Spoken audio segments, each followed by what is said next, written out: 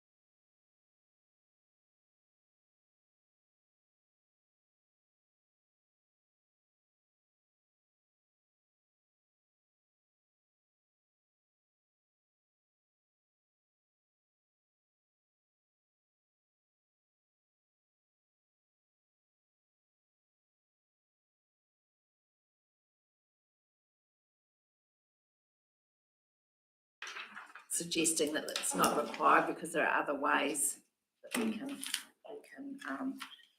do this. I'm happy to move recommendations. I think this done its job and time's moved on, so I'm happy to move recommendations 1 and 2. Okay, can I have a seconder? Happy to second that. And Sam, I want to thank the CEO for the lateral thinking he gave to have a pragmatic response at the time. I still think the wider or the more tighter need is there, but that's a different policy for a different time. This has run its course, so we should let it go. Tend to agree. Any further discussion on this one? Okay, we've got a recommendation there. Recommendations 1 and 2 that we basically retire the policy. All those in favour, please say aye. Aye. Against? Motion's carried. Page 13, Cricket Development Quarterly Report. Linda, welcome. Please talk to the report.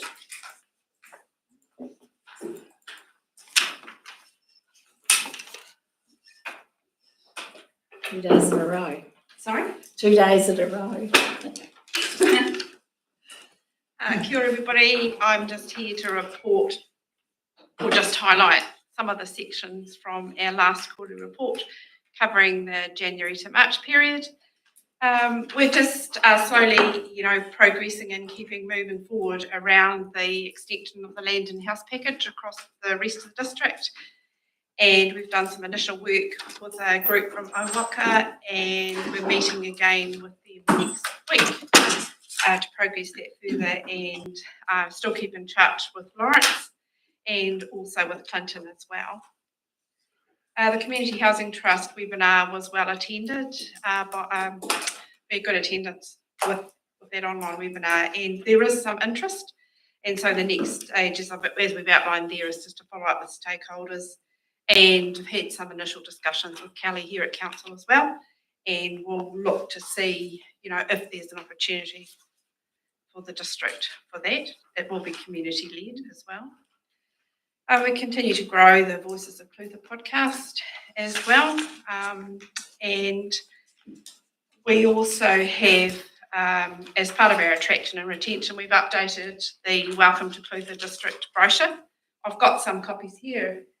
You would like to see what it looks like. And then we've also created fridge magnets which are QR coded so that people can sit on their fridges. So these are given out to our businesses when they're recruiting and bringing new people into the district, and for organisations such as the Samoan Society and Filipino Society for them to give out.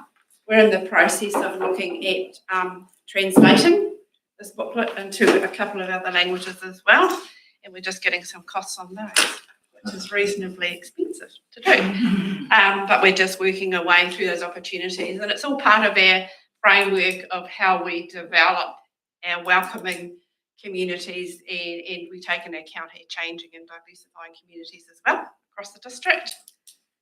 Job listings are picking up again, but there are still more people than jobs available, and there are some jobs that have been listed for more than 3 months, and they're generally around finding the right skill bases as well.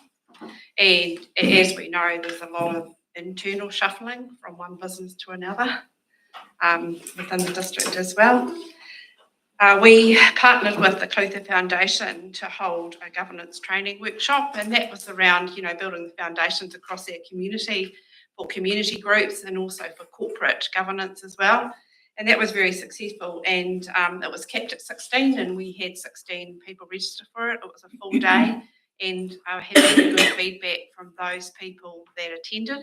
And there was a really good age range and a younger group of people that are looking to take up governance roles. So that was really good as well. You may be aware that the Otago Growth Summit has been rescheduled, and that Minister Shane Jones will be down for that, and that's scheduled for the Friday the 16th of May. You'll also be aware that as the Economic Development Agency representing the district, we're part of the Otago Regional Economic Development Group, and that group's presenting at that forum. I'm just giving a bit of an overview on Otago. as well. We're also, yesterday there was also Business South came and we were working with them along with Tupoma, and they facilitated a workshop here around unlocking the power of AI. So there were 45 registrations for that, which was a good start of bringing and working and collaborating with others to bring those type of workshops to here as well. So they are just some highlights. I'm happy to take any questions if you've got any questions. Questions for Linda, please? No questions? I'll ask a question because and you may not be able to supply the answer, Linda, but look, you talk about job opportunities and how there's more people than jobs. Have you got a figure on the unemployed around the Clifton District? Have you got access to that information? Yeah, we do have access. It's a low percentage. We can get the numbers if you wish, because we get them through work and income. I'd be interested in hearing what they are, and I understand that would fluctuate seasonally and all the rest of it, but perhaps this mainstream through the summer months, I'd be quite interested to understand. There's 92 needs. So what was it? 92 needs in the Clifton District. Yeah. 92. That's the not an employment education and training. Okay. Is that what it is? Okay. Yeah. Yeah. The numbers are often reported in the quarterly reports with Infometrics, but their quarters are a quarter behind, if you know what I mean. But we can get those numbers. Yeah, that would be low, I would think. Yeah, it's still low. In comparison. It's still low comparison to other. Councillor Hunt. Thank you, Linda. On page 21, your trade show, do you know, have you had an update since then? Because I see the Bereford's height. Has there been more updates since then? No, that's just a direct result of that trade show so far. Yeah. Right, but you're confident there will be? Yeah, they've got they've taken bookings as a result of it, so that's really good, and they've also put in additional accommodation as well. It's just about to open if it hasn't opened already, so they're really growing that business. Yeah, and any others come out of that with going around your 12-minute appointments, Yes, for those others? That's pretty good though, because we've been going for 4 years and they haven't really been interested. But as you build your product and build your visibility and your credibility, then that stuff happens. And it's also about capacity as well. Yeah. And to be able to offer and to be able for our district to offer more of those high-end experiences is also good. Yes. Yeah. Well done, that's great. Councillor Catherwood. Just on the house package, what day next week is it? Monday afternoon. 3. 3. Yes. Okay, that's fine. It's with Karen. Yeah. Yep. No, good as gold. It's 3 and it's at our office. Okay. Oh, so up here. Yeah. Cool. No problem. Councillor Ryan. Through you, Madam Chair. Linda, still on the house package. I might have missed it, but they're not looking at it in Clinton as well? Yes. We just haven't had any movement while Benji's been busy with his contracting work, but so it's about his availability and time. Yes, no, they're still progressing it. It's just his time. Excellent. Thank you.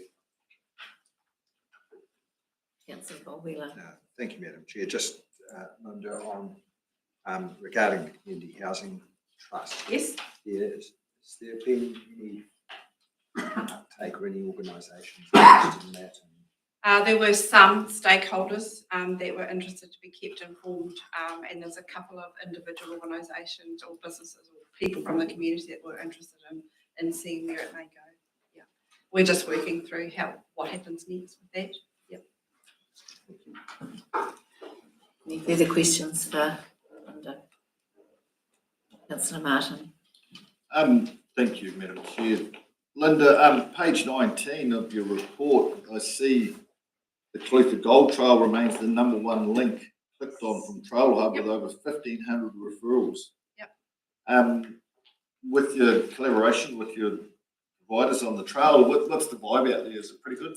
Yes. Yeah. I mean, we're getting really a good engagement across bike companies now that are bringing them right through, and also with businesses that are seeing the results. And it's resulted in them opening longer, which is what we want. and also new accommodation popping up. Yeah. And we look forward to when the cafe opens at Wairahuna as well, because that's becoming a real destination. Yeah. And I see there's also some very good supporting information there too from Infometrics about the primary industry sector here in the Clutha district, contributing to a major contributor to economic growth, which is really promising. So, thank you for your info. Any more questions for Linda? No questions. We've got to recommend. Sorry. Can I make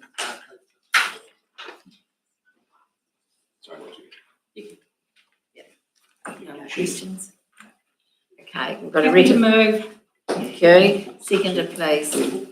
Councillor Bouts. Maybe passed around, please, Linda. Yeah, it might not be, we've got plenty more. So no further discussion. I'll put the motion to the vote that we received the report. All those in favour, please say aye. Aye. Against? Motion's carried. Page 22, strategic planning and policy report. Peter.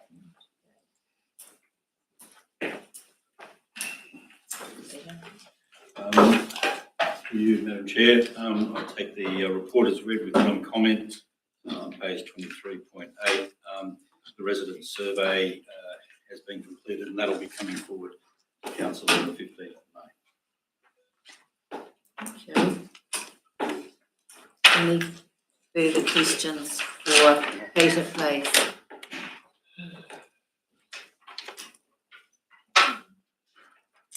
Policies will be dealt with in the next report, won't they? No further questions? Councillor Martin. Oh, thank you, Madam Chair. On page 23, is it? The item number 8, Peter, the resident survey, how's that shaping? I see the results are to be disclosed, but can you give us a heads up? Through you, Madam Chair, Gay's been doing the work on that, and if I could ask him to speak to that.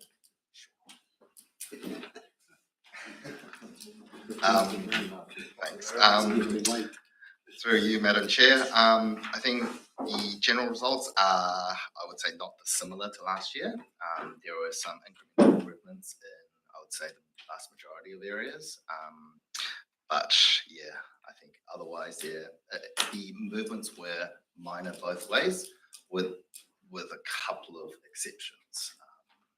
Being, I don't know how much you actually want to know right now. We'll wait for the report. Yeah. But otherwise, it was largely towards that. What were the exceptions? So for PARS was one that I would say went down a bit. We had some improvement across facilities, which was quite good. There was a little bit of improvement along just general kind of council and governance. But there were a couple for PARS, and there was one more, but I can't recall off the top of my head. Nice, thank you. Thanks for that. Any more questions, please? Okay, no questions. We've got a recommendation to receive the report. Is someone prepared to move? Councillor Payne, seconder, please. Councillor McCrosty. No more discussion. I'll put it to the vote. All those in favour, please say aye. Aye. Against? Motion's carried. Thank you. Next, Peter again from memory. Policies review report. For you, Madam Chair. I might make a few comments on this as well as taking what's there as read. This, as you recall from the last meeting, this is the third in a sequence of going through our policy suite and reviewing everything from the ground up. This is the organisational policy. A substantial part of this report is about the organisational policies. To differentiate the organisational policies from the council policies, essentially organisational policies are principally internal ones, usually signed off by the chief executive, who may choose to reference back to the committees on matters that he thinks that's important for them to look at. And as you will note, there's a number of older policies that are needing review, but I might point out when we get down to the organisational policies, a lot of policies are actually technical policies.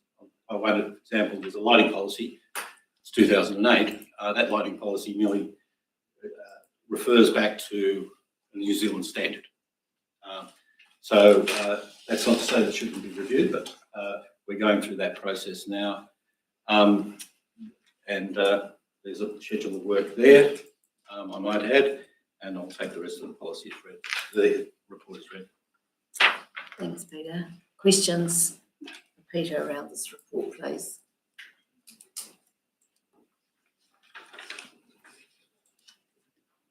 No questions? Everyone's happy? Thank you. I mean, it is a comprehensive report. It's good to see where we're at as far as these go. Thanks for your work on that. So there's a motion there to receive the report. Happy to move. And do we need recommendation 2 as well? I'm happy to second both of them. And then it covers it. Yep, okay. Thank you. I'll put it to the vote. All those in favour, please say aye. Aye. Against? Motion carried. Where are we? Page 28, Management Accounts Report, Trey. No, you're going to do that. Oh, David, okay. David, do you want to talk to this one? Please, number 5. Happy to do that, Madam Chair. In fact, I'll do that by answering any questions. This report was discussed at length in this morning's risk and assurance, and everyone was pretty happy with the content and the direction that we're going in at the moment in terms of hitting the year end. But take it as read, Madam Chair, and I will answer any questions as I am able. Any questions for David regarding this report, please? Noting it was discussed well this morning. Got off easy, no questions. So Well, I will ask a question. You know how we said this? No, I liked it when there was none. Yeah. We said that we were going to do some sort of media highlight on this.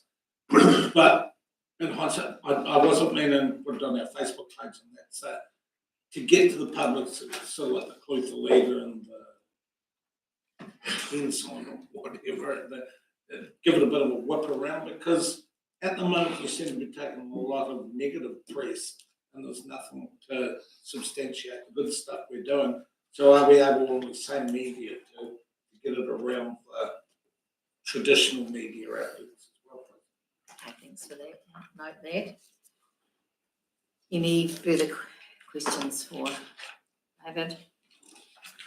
Councillor McAtamney. Yeah, I'm just quickly looking, and I think that the depreciation numbers are different. They are. I thought that too. Presented this morning and this afternoon. Yeah. We've got a discussion on depreciation this morning. 89. Through you, Madam Chair, which number are you looking at, please? So the statement of revenue and expenditure. Yeah. This morning we've seen that proper full year prediction of 27 million depreciation, including that extra for the roading and the bridges. It's only listed as 17. Yeah, Madam Chair, through you, that's as at June 24.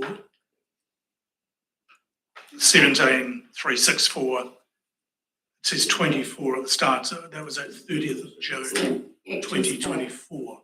For last year, and then And 18 million, 18 and a half is the February actuals for this year. There's still 4 months to go. with projection to go 27,849. But why have we the full year? Why is there a full year 24 and it should be starting? It's just a comparative figure. I think the trick is to better align these two reports. Yeah, one's reporting to a different financial year.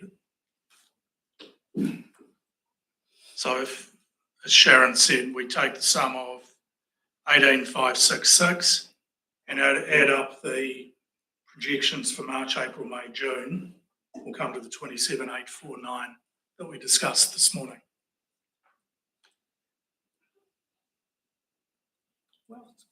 Are you happy with that?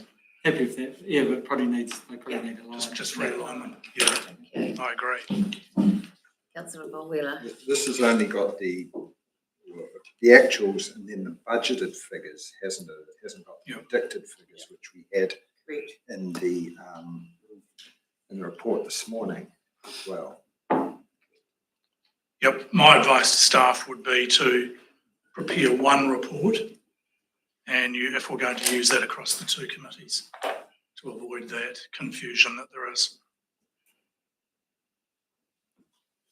Any further questions, please? No more questions. We've got a recommendation on page 28 to receive the report. Is someone prepared to move? Councillor Finch, move. Seconder. Councillor Herbert. Put to the vote. All those in favour, please say aye. Aye. Against? Motion's carried. Are you doing the investment portfolio update too, David? Thank you, Madam Chair, and again, one that was discussed at length during this morning's risk and assurance. Take it as read. Happy to answer any questions, Madam Chair.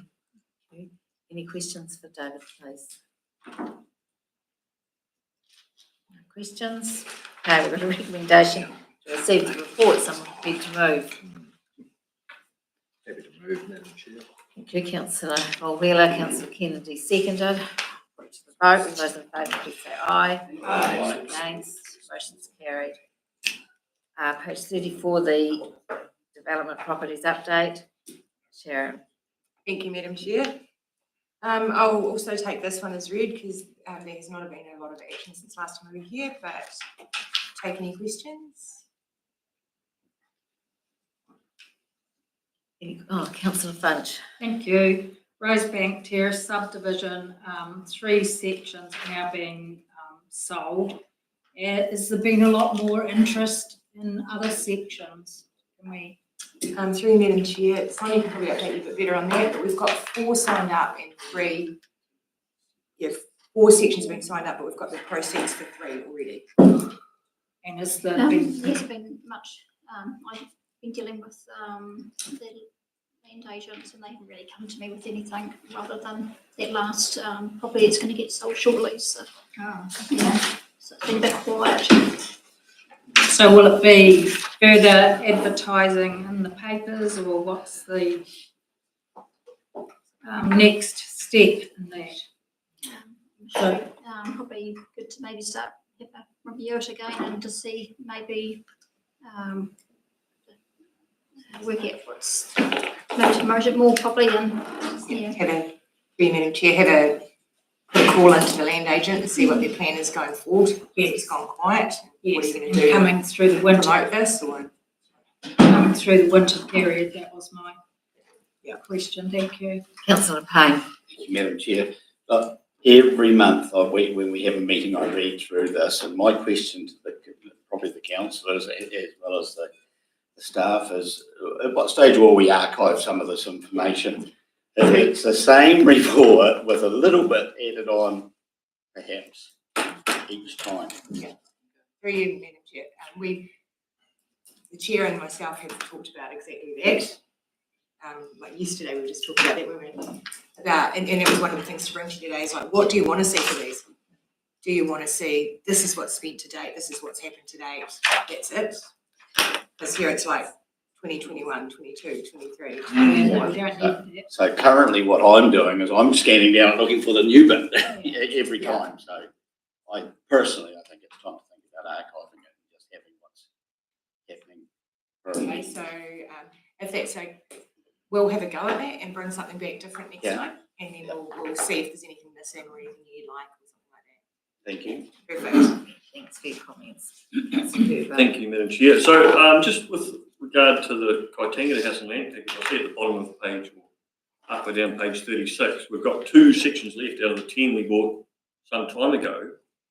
Have we got a strategy going forward to buy more sections, or are we're just waiting for the market to allow more sections? And so have we got a strategy going forward to keep this going? For you, Madam Chair, I'm unsure about that. I'd have to check that one. Not that I'm aware of. If it is, it's something that Steve's been. Yeah, look, I don't know. I suppose it's been highly successful to date, but we don't. Once the last section's sold, we don't want it to stop at a brick wall, do we? might not be any more left. I don't know. I don't know. I couldn't get further away from Yeah, that. no, I'll find that out. You could argue. So just an answer to that, the catalyst has always been that the Kai Promotions Group identifies the sections and they approach us and then we work out. So it's for, I suppose it's for them to trigger. But my question was going to be around the Rosebank Industrial and just checking with the team. 4 sections is one part of the equation, but if we're 4 sections in a difficult market and we've held our price, we'd probably, I'm pretty happy with that. It's a sticky market at the moment, and it's probably a spring campaign. That's, we're pushing into a soggy old winter market at the moment, and yet if there's 4 houses about to be built up there, that's all the incentive we needed at the last subdivision, and all of a sudden wives start questioning how much use their husband is if they can't buy a section, and away it goes. So spring campaign, please. That's how it worked up there. Yeah. One house built and all hell's pressure goes on everyone else. And like Plantation Heights, it will be great once that first house gets started to be built off, and that just gives the project a bit more. So much nicer neighbours too. We won't discuss that anyway. Any other questions for Sharon regarding this report? Okay, we've got a motion there to receive the report. Someone prepared to move? Councillor Payne, second Councillor McCrosty. I'll put it to the vote. All those in favour, please say aye. Aye. Against? Motion's carried. So the corporate finance team report, Sharon. Thank you, Madam Chair. I'll take this as read, except to say we have a new staff member start at the beginning of this week in our rates and property team, Karen Miller, and which is epic timing because we also had a resignation after this went to print from Bronwyn Scott, who's been with us for 24 years. So if you see her around, say good day. Yeah. And then, we've just got another update on the ERP implementation on there, the new accounting system. And so an update on that is today they're actually doing a 4-day data copy so that we can begin our testing and stuff again. So we're proceeding pretty well. And the only other thing is that I wanted to highlight is we've got our Q3 Clutter Stars report at the back, and I just want to, we didn't put finances in it because the March quarter wasn't finished, but in hindsight, I apologise, we probably should have just put February. But we didn't, because March is a quarter, we just do that. Out of that, I'll take any questions. Questions for Sharon, please. Yeah. Councillor Payne. Thanks, Madam Chair. Just the 14th of April, the fixed credit rating review meeting. Anything significant or anything of concern come out of there? Very good question. Madam Chair. No, there was a lot of questions around Three Waters, and there was a lot of stuff we couldn't answer because we're not there yet.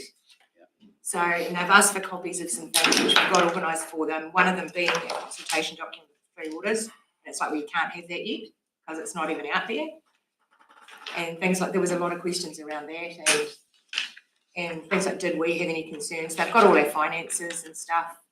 They didn't anticipate anything significant changing for us, but we will get a report in, I don't know, probably about, I think it might be still 6 weeks.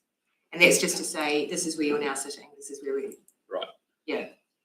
No, it's quite good. It's another level of checking, which I quite like it's another level of checking where we're heading, what we're doing, are they comfortable? Yeah, so no, most of the discussion was around the direction of Three Waters. Yeah. There's no red flags, that's great. But at this point. Thank you. Councillor Funch, you had a question? Yes, please. On page 46, Beaumont and Waitapeka swimming pools, they're not operating this season. Has it got something that says because they aren't opening and stuff, if there's any real issues with them that, they need to take over them, or what's the story with that when they're not operating? Have they closed them permanently, or? Madam Chair, Sonia may know if they're closed permanently, but they're not our pools, they're their pools. Yes. So, And there's going to be a review on that, I believe, coming up. But because they're not open, they won't get any grant from us because it's based on the amount of swimmers. I suppose is how it was historically worked out.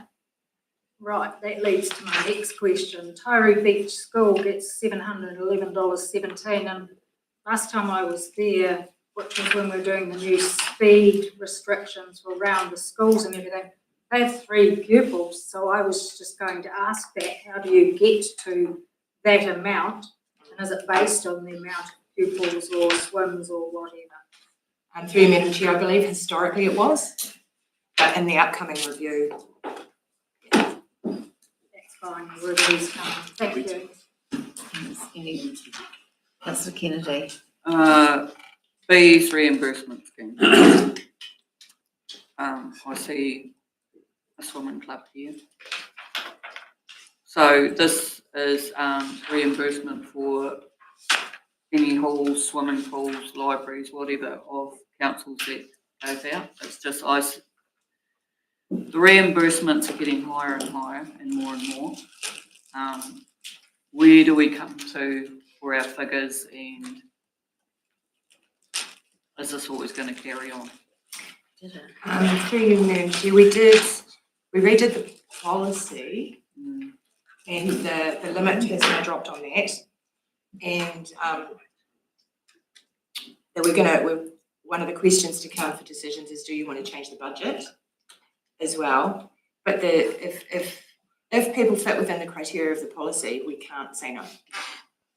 So we need to set the policy, because you can't just say, well, you can actually. Yeah. You could say once we've spent our money, nobody gets anything. Then you get a big rush, some get it, some don't. Yeah. So, yeah, and a lot of these other things, because what we're going to do next year is we're going to pull out the things that aren't purely in the policy, because we have other reimbursements in here, like the house and land packages, there's building consents, all those things, and they kind of distort the picture you're looking at. Right. But, yeah, did that answer your question? Yeah, I just wonder when there's a day to say no, that's all. Okay. Hopefully, what did we take down to 1,000 or 1,500? 1,500, I think we reduced the cap amount to. Yeah. So that hopefully will help a little bit. Yeah, let's wait and see. Any further questions for Sharon? Probably just got one on the datascape. Okay, right, you can come next. On the datascape, how are staff coping with that, and, I guess workload and everything? Yeah, through you, Madam Chair, that's a great question too. Like, we're heading into the last 2 months, and then there'll be a month after that of operating everything in 2 systems. The staff are fully aware that it's going to be pretty tough, because we can't pick our business as usual up and put it over there while we do this, or else nobody gets paid, no bills, we don't have any income. So we're trying to be quite conscious of that and monitor it. We're having like weekly meetings with the staff. We're having quite a lot of steering group meetings, try and monitor that. We're trying to source some different kind of IT help, because the IT team is also stretched with less staff, stuff like that. So we're monitoring it quite carefully. But yeah, there's definitely going to be a few pinch points for people, but there's no way around it. There's, like, you can't sort of hire someone to come in and pay the bills in a new system when you're learning the new system and stuff like that. Yeah. So no, I'd have to say that there's some people getting frayed out there, but you just got to remember to have coffee and cake, I suppose. Yeah. Thank you. Councillor Martin. Madam Chair, Sharon, page 48, customer satisfaction. There's comments there saying an internal survey has been sent to the 9 heads of department as a test. Only 4 have responded. Correct. 4 out of 9 from heads of departments. Is that best practice, do you think, for an organisation of this calibre? Through you, Madam Chair, it could have been the timing of everything else going on though, because it was immediately before Easter. And so it was a bit of a test as well, because 9 is not enough anyway, but it was more, did I know how to work the survey? Was I asking the right questions? The first time I sent it out, I hadn't made it anonymous. And so it's like, oh, okay, we'll have another go at that. Yeah. So it was a test, but no, I'd like to hope in the future that we'll get some responses and that. We're going to send it to all staff. Mhm. And then we'll design another one and maybe send it to you guys. It's just like, how do we measure how well we're doing and what are the comments that can help us improve what we do? Yeah. I just thought, even though it was a test and everyone must appreciate it as a test as well, but 9 heads of department, there's organisation leaders, you'd think they'd have the courtesy to at least respond to a test email coming from a lovely person as yourself. And with duck shooting weekend coming up this weekend, I hope that they've actually got to respond to you before this very busy weekend. Thank you. Councillor Cathaway. Through you, Madam Chair. Just Sharon, just clarification here, the Kauai Community Pool is a 7,000 grant. So you've got a budget here for the power coming out of community facilities, right? So they fall under the lower Clutha facilities rate, or okay, they get there. And then you've got, so it's 3.1 was the budget, and then the amount paid for the year 8.5. Yeah. So where's that coming from? Madam Chair, there was a massive catch-up bill. It was like $2,500. Hit them right at the start of this year, cut spending the two. But going forward, I've been speaking with Kelly about this, because as part of them taking over, it was agreed that they'd get $10,000 from us. And the $10,000 unfortunately split two ways. So going forward, as part of the swimming pool review, that's going to get put together, and we won't be paying their power as the plan. He's going to have a chat to them about how we can go about that. And they'll get a pure grant from us instead of us. Because we have a few things like that, a couple of halls and stuff where part of their money comes as a grant and part of it is we pay things for them. Yeah. Okay. Just want to see that figure. That's all. Any more questions for Sharon? Questions? We've got a recommendation there to receive the report. Is someone prepared to move? Councillor Kennedy. Second, Councillor Payne. Put it to the motion. To the vote. All those in favour, please say aye. Aye. Against? Motion's carried. I'll close the meeting. Thank you.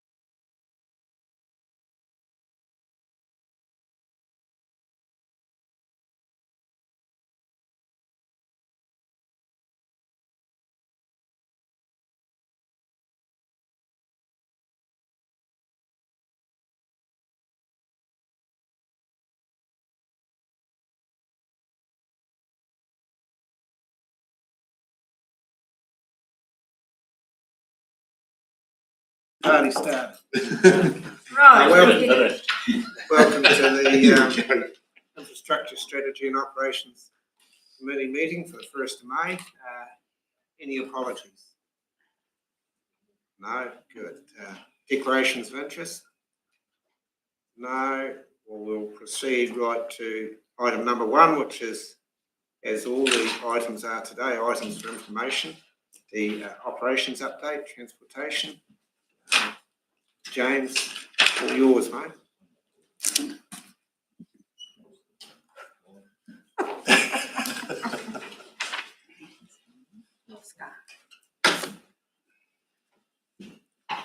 Thank you, Mr. Chair.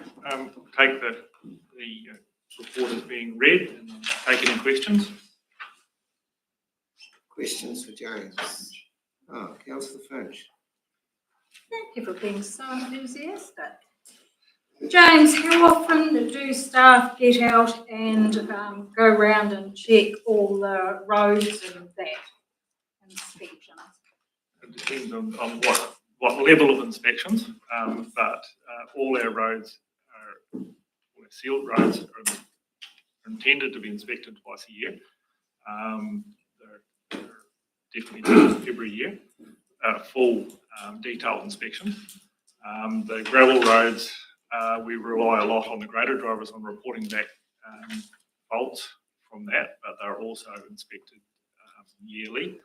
They're 3 yearly for a detailed inspection on unsealed roads.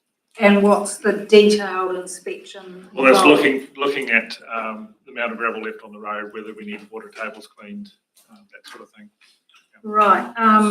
Just 2 weeks ago, as I was coming along our road and the grader was there, and I stopped to take photos of all the mud that was being spread on the road with very little gravel, and I stopped 3 or 4 times and took photos. Then as I got closer to the grader driver, he was obviously wondering what was going on.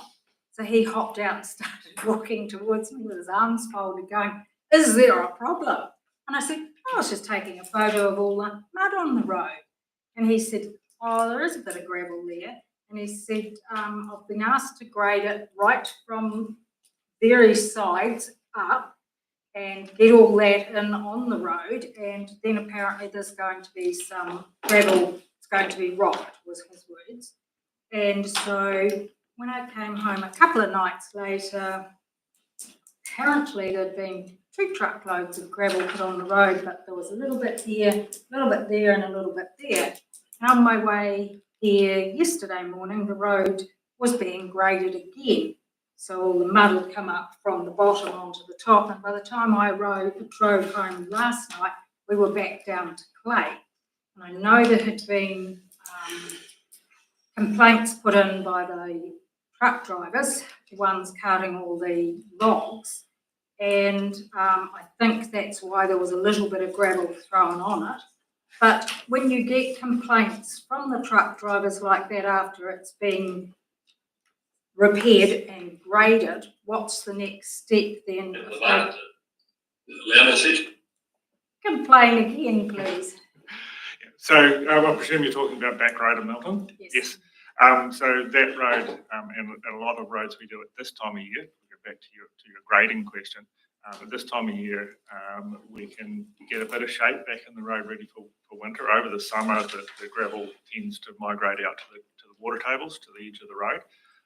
And when it's dry, we can't bring it back because it just corrugates and wheel ruts. So at this time of year, when we get a bit of moisture in there, the graders are busy trying to reshape the roads and get a bit of shape in, so as we can get crossfall in to keep water off over the winter and try to mitigate the potholes. Back road, if you want to talk about inspections, is probably yearly because we normally put metal on that road yearly due to the high number of logging trucks using that. So it is, at the moment, we're going around the reshaping the roads. They've spot metalled the roads that they're going to completely remetal because I believe the crusher is still in Milton Quarry producing gravel and it's programmed to be metal next month. Right, just because there's been so many complaints to me lately, and I keep saying put in service request. So that's just because it's just gone down to clay again, and it's not only our road. I'm just bringing that up because I was there both times when the grading was there. Yeah, so in the dry weather, the graders can bring the gravel back out onto the road, but if there's no moisture in it, it'll soon travel back off to the shoulders. Thank you. Yeah. Chair, Councillor Kennedy. Thanks through you, Chair. James, our grader driver, does a great job over our side of the hill, so that's all good. Our Chaslin Highway, are we able to get extra funding to help with the slip in that because of it being a tourist route? We've got funding for this through the emergency repairs budget, so that's an extra 20% on top of our normal fire rate. So This isn't the first time for this piece of road though, is it? it's my first knowledge that we've had a slip on that On place. that one? Yeah. Oh, okay. I thought it was, I knew there was another one we'd had there, well, along that piece of road before. I don't know whether it's actually in the same spot. There was multiple slips Yeah. on that road, but most of them were overslips, so they're coming from the bank down onto the road. Oh, This is an underslip which has removed the shoulder of the road, and because of the train below it, we have difficulty getting down below it to clear the slip away so we can start building back up. thank you. Yeah, James, 28 potholes on sealed roads, that doesn't seem like much for a month. Or is it? It's pretty typical. It depending on the way it's recorded from the truck drivers, it may be 28 roads that they've repaired potholes on. Right. But over the summer months, we tend to have not too many potholes that need repairing, even on the sealed roads. Councillor Herbert. Mine was just a quick comment for you. It's pleasing to see on number 4 there, the amount of times the CCTV has been used and benefited our community when we've sort of spent a bit of money in increasing that around the district. So that's pleasing to see that it's such a valuable resource. Councillor Payne. Thank you, Mr. Chair. Just, look, my question's a simple one. It's just going back to the service request. You've got 95% of them done on time, which is commendable, I would think.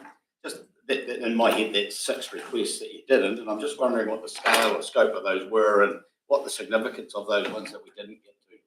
But is there anything major that we should be really concerned about? Nothing that's been flagged. I couldn't even tell you which ones didn't reach their time. I thought, for instance, the Cheslin Highway may be part of that, perhaps, that there's been one and we haven't been able to do it because of the significance of it. So it's that measurement is on the response for the contractor to do service requests. So we do adjust the response time. So like the Chancellor Highway, we wouldn't expect them to fix that in 20 working days. So we don't put that. We will either push the KPIs out, the completion date out, or that wouldn't actually be a service request. Any further questions for James? Councillor Martin. Through you, Mr. Chair. James, the recent weather event that we experienced in the Lawrence Chirpika ward, how are you getting on there with catching up with, on top of all the other events you've been having around the district with the culverts and roading and so forth? To be honest, I'm not 100% sure on how much is completed, but I do believe most of that work has been done. I know F&M Road rather, they've cleared all around that bridge and replaced the bridge rails. So I believe most of that work's been done. I might be wrong. Right, yeah. No, I'm just aware that via correspondence from some local ratepayers up there that there's still a few culverts and stuff to be done, but I've no doubt the routine guys will get to it. On the scale of that weather event, I know it was quite impressive, but on the scale of things, it was quite minor compared to the October one. Oh, certainly. Any further questions for James? If not, someone prepared to move the recommendation on page 3. Councillor Payne, second Councillor Phelps. All those in favour? Aye. Against, carried. On to page 6. Item number 2, the operations update for green space, waste and compliance. And we have various staff. Kelly? That's all the answers, Kelly? You have all the answers? I've got some of the answers. Good afternoon again, everyone.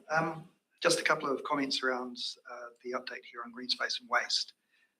There's a common theme in here about staff trying to manage very closely to their budget, so they're very aware of the financial situation and are tactically making decisions about how they use those, which is really pleasing to see.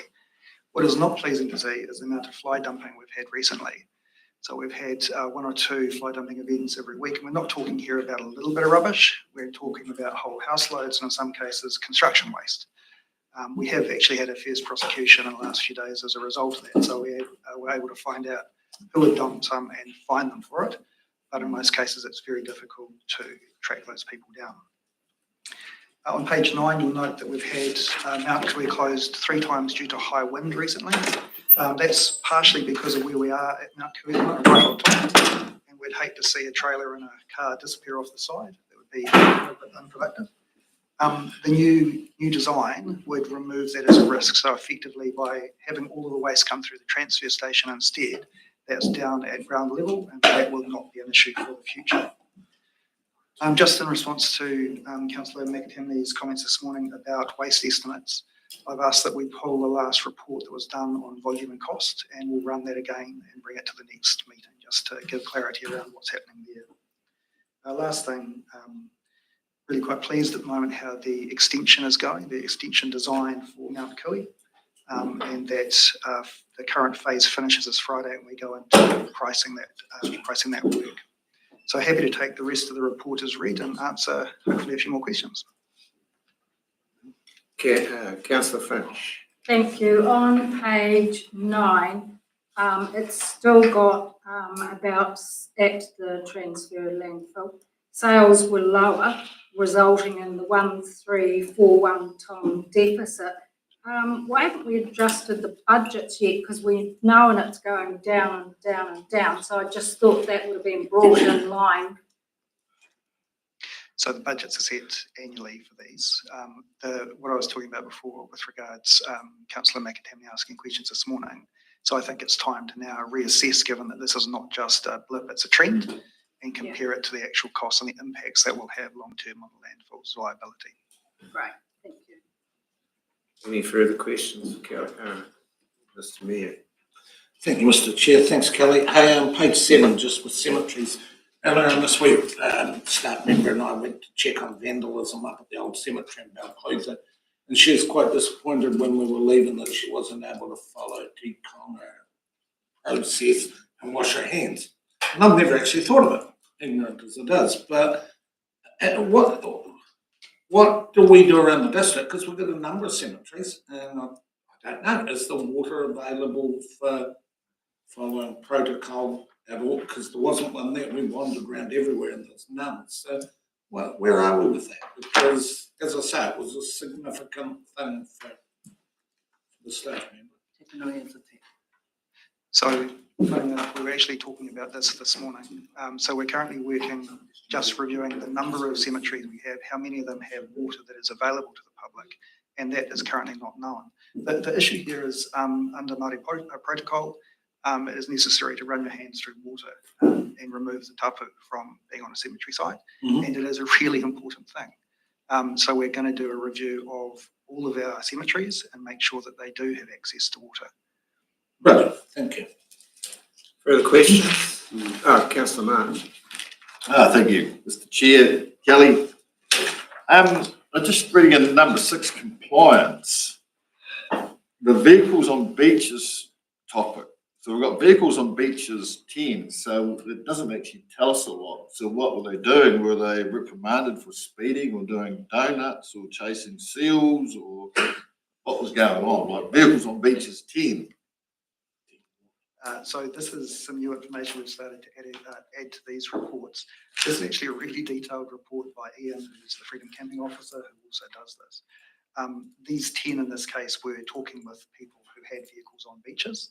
So it's part of a sort of education process to try and say, look, it's okay to be here under these conditions, please avoid these locations. We can increase the amount of information in this. I'm just conscious that this is like a 3 or 4 page report. I'd hate to. Yeah. We don't want it to be like a 153 page submission we saw yesterday, do we, Councillor? But it just didn't make, like, vehicles on beaches 10. I just had to ask the burning question: what were they doing? Donuts or what? So, it's just the public education component. Just want to make sure Councillor Finch. So going back to the water issue at the cemeteries, in the meantime, are we better to put something in the media saying it's going to be remediated, but in the meantime, could they they take their own water at the worst case scenario? Just so they're aware before they get there if they're visiting from out of the district? So thank you for the question. The issue at the moment is where water is located at cemeteries. So yes, that may be something we could do. Certainly we could update the website to note which have running water and which do not, and advise people to take their own. Thank you. Any further questions for Kelly? If not, someone prepared to move the recommendation on page 6? Councillor Martin, seconded Councillor Mackie. All those in favour? Aye. Carried. On to page 13, item number 3. Operations update. Linda, welcome.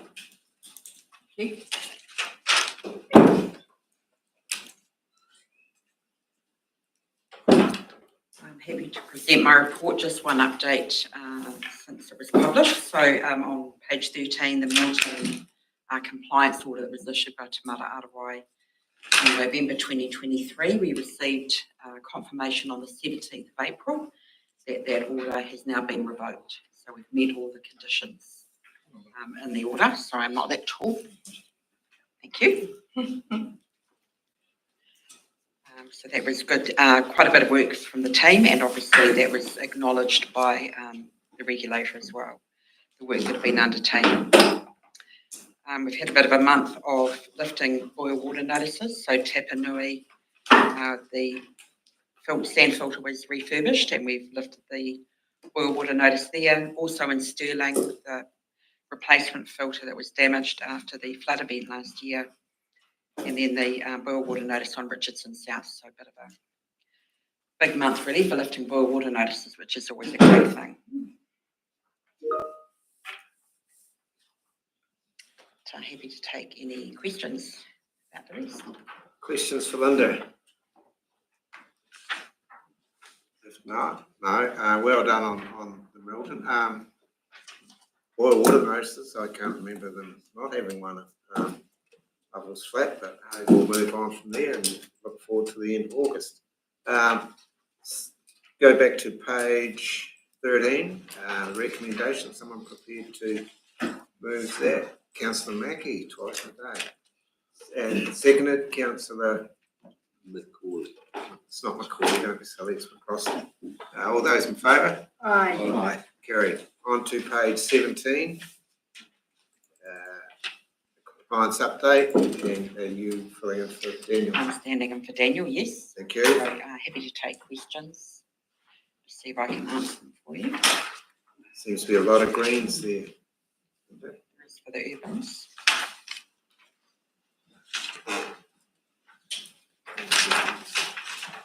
We're getting there, Linda. Who's getting the arena? Roger Hayner and Noah Flat, both sings. So obviously Tapanui, that will adjust with the filter. Hopefully we'll see some green next month for that.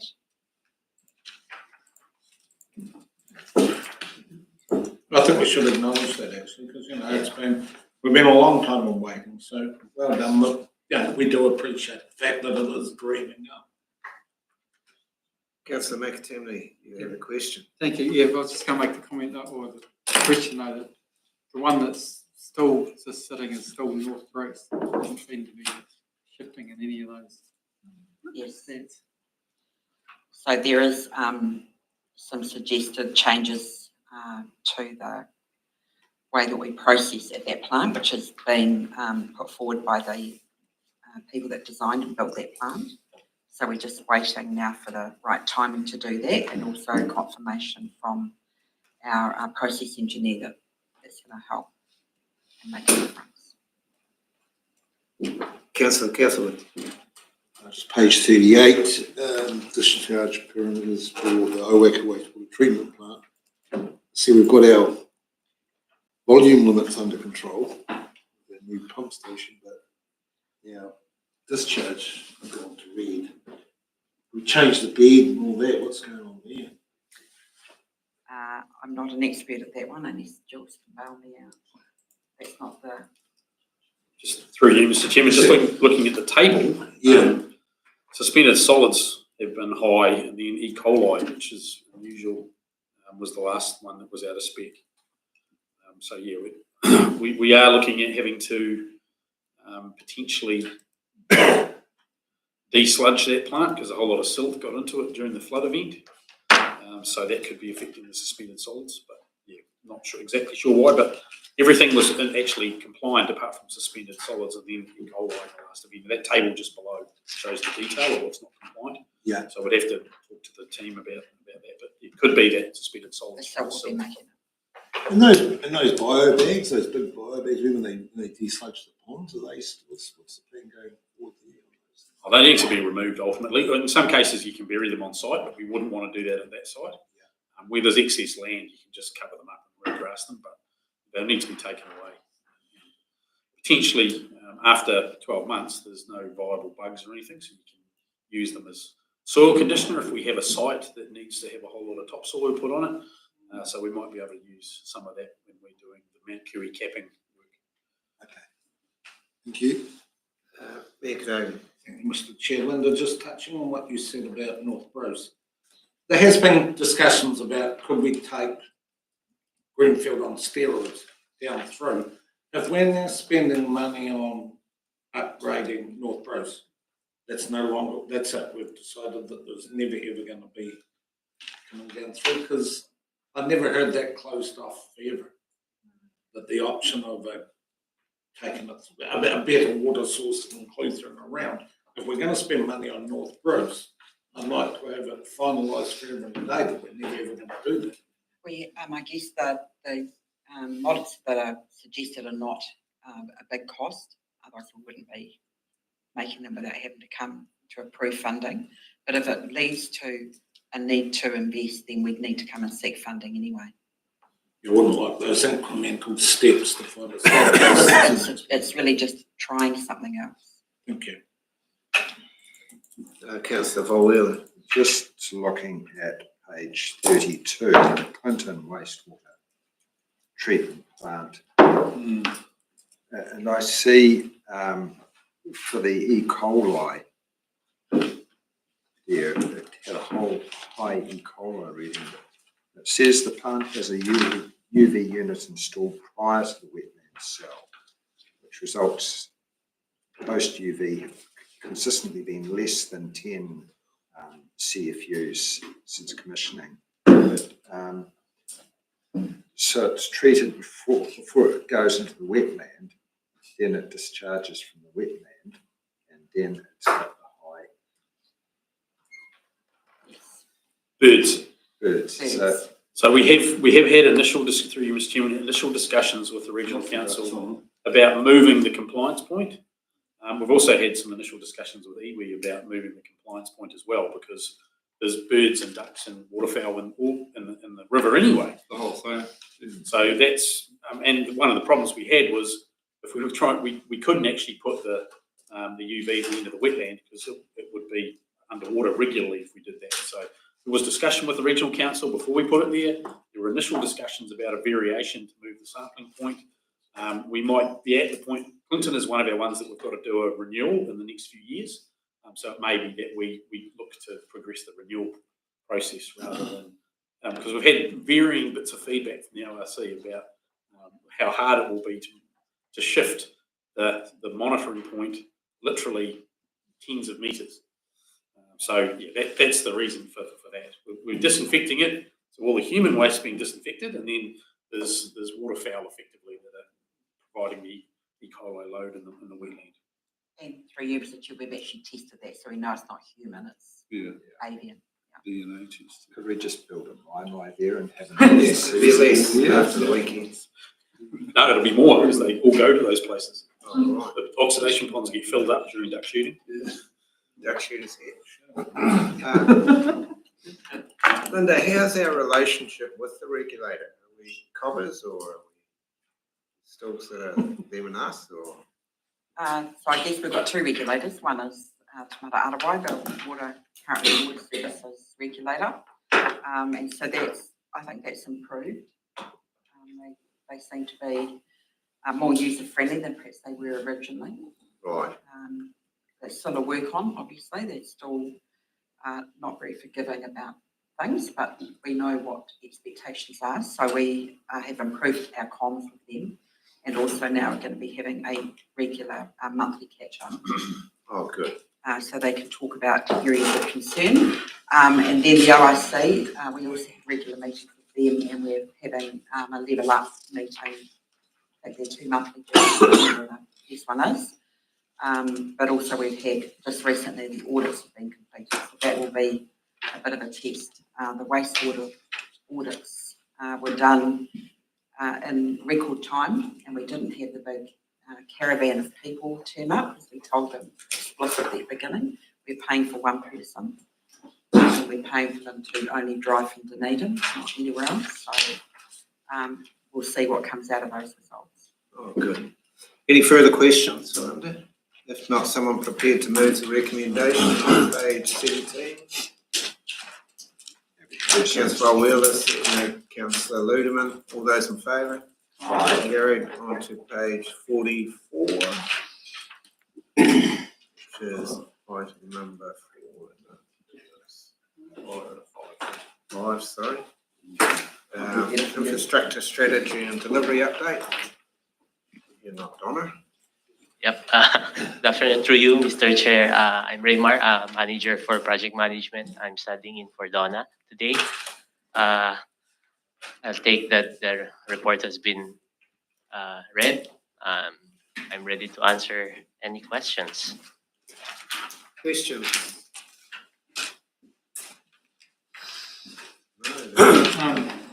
Councillor McNamee. Thank you, Mr. Chair. One project that's sort of fired up one of our water schemes, and you were there, Raymar, and Linda, is that Clyvale Bore security project. I just noticed Linda was talking about how the relationship with Tamata Arawai was improving. I think some of those guys in that committee, I think they'd deal with Tamata Arawai once and for all if they got the chance. So where are we going to head with that? Because the story of it is Tamata Arawai want them to redo the three or four remaining bores here, redo the cap heads and the well heads, supposedly to stop cap contamination. The scheme's argument is there's never been any contamination in the 20 years that the scheme's been running. Yep. Why do they have to do it? That's their argument. I know we have to do it from potentially from a compliance point of view, but yeah, they're not happy. It's looking at several $100,000 for something they shouldn't be done. Through you, Mr. Chair. So what we're trying to do right now is we've taken the point of, I think it was John Whiteside during the time. Because there's 4 boreholes, boreheads there. 4 is compliant, 1 needs some redrilling because the casing has broken off. And then borehole 2 and 3 needs to be put up on the ground. And the main intent of this project is to keep all those 4 boreholes compliant with the new regulation. So the point from the RWS chairman was we'll try to, his suggestion actually was to talk to the CEO of Tomato ROI. My suggestion to the project manager is to first touch base with the working group, which is at this time it is Shine from or Sing from Tomato ROI. So that's what we're doing now, contacting him, and probably we'll start with a Teams meeting together with the RWS chairman to keep this ball rolling and have a traction on this discussion. I think they agreed that one bore would have to be redone because the linings were going, but the other 2, yeah. So it'll be interesting where it leads. They mightn't be quite as friendly to Martin Arawai as we'd like them to be, but we'll find it. Councillor Herbert. Thank you. My question is probably for Steve or Jules. Page 52, under the hub pump station, and just the last, well, that middle paragraph, it talks about the resignation of one project manager. And the information not carry on to the next project manager, so now there's an outstanding balance pushed forward. And I've actually read the same thing a couple of times in the last few months with this, with a person resigning and another person picking it up and the information not flowing through. So just sort of wondering if there's any improvement we can make in that sort of procedure to alleviate this, because it's just, as I say, I have read it a couple of times in the last few months in other reports. But just, I'd like some comfort around that there's some procedures being put in place so this is actually alleviated in the future. You'll see, certainly through you, Mr. Chairman, one of the things that Raymar and Donna have been working on is a lot better documentation about the project's initiation and those sorts of things. So that will certainly help that. It won't necessarily help if project managers aren't keeping on top of that throughout the project, but there's certainly a much higher level of reporting and management of the projects than we've had in the past, which should reduce the likelihood of that happening again. Doesn't mean it won't happen at all, but it should certainly reduce it with a lot more monitoring going on by Raymar and the project team. Yeah, look, just bring it to the attention, because I mean, the people have sick time and there's holidays, and you know, there's always people coming and going with an organisation this size. So it's nice to think the information flow continues when people leave. So just as long as it's, I'm just bringing it to get it off the chest. That's all. Councillor McCrosty. Couple of things. Milton to Wahola pipeline, the pump station. There's a budget there, 92,000 available for security fence and the driveway construction. Unless you're going in across the paddocks, there's a fully tar sealed driveway there that was to a commercial farm. Will you not just open the fence and use that if you can get consent to go off state highway, which would save quite a bit of money? Linda will have an update.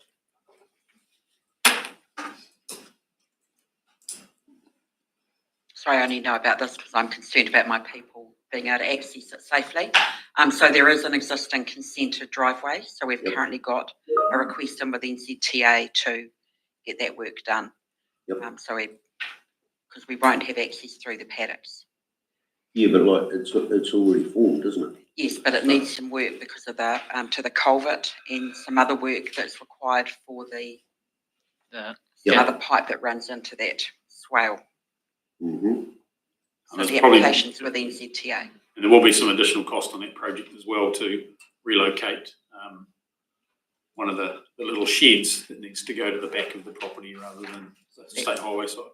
That's been moved. Okay. That'll be part of It's the already cost. been moved, isn't it? That'll be part of that cost then. Yeah. And the other one, page 1, you've got written down that the footpath renewal, etc., was on hold, and then further down,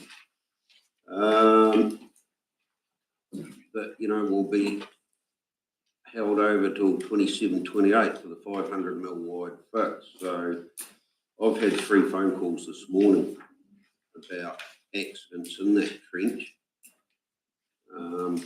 What's actually happening with it? Through your chair, probably you'll give them an update on the remaining footpath works.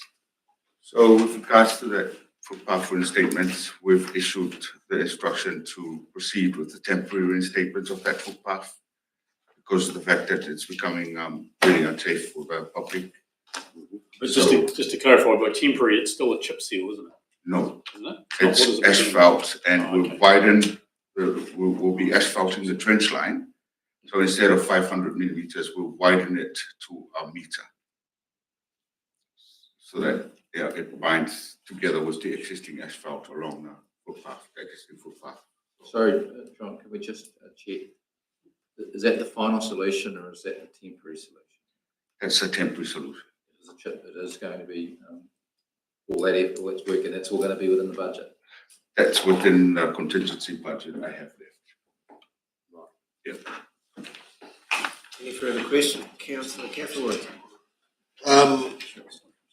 Page 69, now tank farms, and I just sort of gone to page 70 and saw the red. I sort of took off the top job. It's includes piping cost related to Milton, the whole pipeline project. Total budget of 3 million. If with 2.845 million divided it by 95 tanks, I'm just astounded that we're spending $29,949 per tank. Yeah. Install a tank to hold water, 30,000 litre tank. I'm absolutely dumbfounded that that's what the numbers are crunched. Does it really cost $29,000 to hook up a 30,000 litre tank?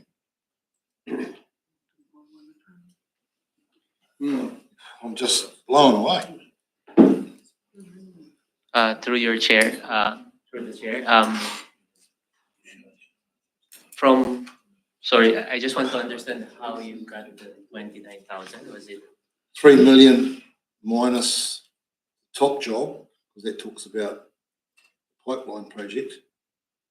So I just took the total of $3,092,092. Is that right? because what you're trying to establish is how much one tank costs or the installation of the tank? Well, I'm looking at the overall project, $3,092,092. I've taken away $246,922, given me a total budget of $2,845,170. Divided it by 95 tanks, which is what we're trying to achieve. If I'm reading this right, gives me a total of $29,949 a tank. I've installed 30,000 litre water tanks on my own property. I know what a 30,000 litre water tank takes to fit. I know what it takes to put a pump to it. And I'm just dumbfounded that we're spending that type of money. Unless there's an error in the digits here, cents, sure. Through your chair, what we can do so that probably we can share the budget breakdown on that, because the locations of the reservoirs has case-to-case basis. Some has to have more earthworks, and then plus the other requirements for those flow meters and telemetry. So we'll have that, and then we'll share so that we could understand what's driving that apparent very high cost per tank. Councillor McAtee. Yeah, thank you. Yeah, I was going to come on to that question too next, because that come up. I'm involved with 3 of those water schemes with it, and that issue come up, all those schemes. Considering that there was quite a budget cut, and initially when they did that, we thought that that should still be hurdles. Like we originally budgeted 2.3 million for those 95 tanks, and then the final quotes come in at 3 million. Am I right? You know, it may have only been the one tender. Is that, am I correct in asking that? Through the chair, the way I understand your question is whether did the tenders came in more expensive than what was the budget allotted for this job? And so should that project, all those tanks things go on hold until we can see if we can read, well, surely there should be some better pricing out there. I might have to buy a digger and I'll do it. Put a contract. Through the chair, we've awarded the contract to the contractors already for this job. And the reason why it's red right now, because there was a previous budget cut. And what we're doing in the background right now is not to ask for additional budget, but look for other projects that has that budget but related to this work. One example would be there's a project in the LTP which is about SCADA and flow meters and monitoring. And some of those items here, materials here, such as flow meters and other telemetry stuff, can be charged under that.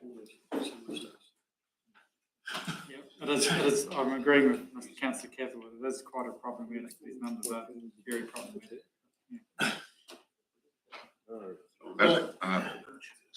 Chairman, just want to add on to the budget increase that's making this in red now is because we've got additional accessories that needs to go into the tank that was identified after the tank project was scoped.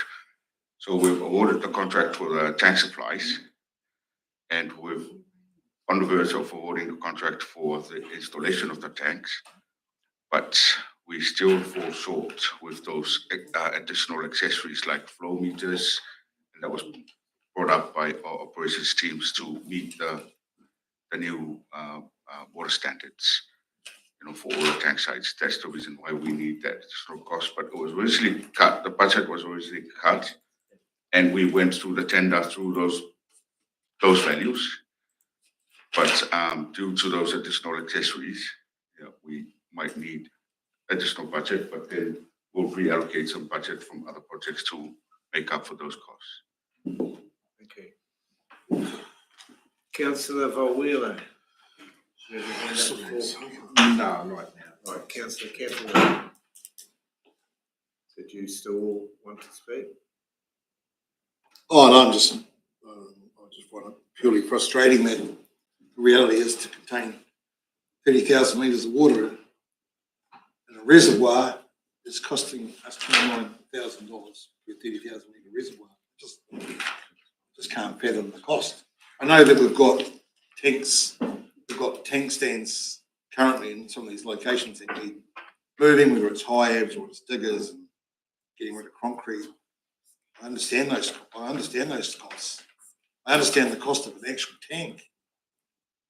I understand the cost of piping. I cannot fathom how we get to 29,000. I really can't. I just think we're really just here ready to say, yeah, let's green light 95 tanks at 3 mil. I'm thinking, hang on a minute, I've got to say something here. So do you require a breakdown of it? Oh, totally. Yeah. How do we really get to Mr. that Chairman, cost? so what we can do, what you've heard today is it's not the off-the-shelf price of 29K per tank, right? Yeah, I know. What you are asking though is fine. What we've been told is, and we're going to get from the team, what was the contract for the supply of the 95 tanks? How much did it cost per tank for that? How much was the contract for the installation? How much is that? How much is the contract or contracts for the additional stuff required, flow meters and those bits and pieces that are creating the difference around the originally reduced budget to get to a prepared to go overspend on that? That's the information that you need. That's what the team will be able to deliver to you. And you don't have to wait for 6 weeks for that. The team will put it to Jules and myself and we'll get it out to you. Thank you. And if it comes back with any concerns, Steve, we can still stop the tender, or are we're done there? The supply has already been issued, right? The installation, I suppose, is another contract for installation. I just signed the first. We'll finalize that. Possibly should go to that office. Yeah. In sense. So the specification of the tank would be good. There's certain these commercial 30,000. It's not just your general put out on PGG. I understand that. So specification there would be nice to know. Right, you happy? Good. Councillor McCroskey. Page 68, they'll include a stormwater main renewal. It's got a budget of 572 with the asterisks beside it. If you go down, there was 95,000 of that budget reallocated for the Milton Main Street utilities stormwater renewal.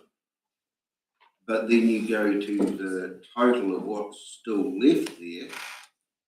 It doesn't actually show up that the 95's been removed. It's still sitting there at 559. Alright. Is that just an error, or is that something? Well, I'm not really an accountant, so I wouldn't know. I can respond to that, Mr. Chairman. You're quite correct.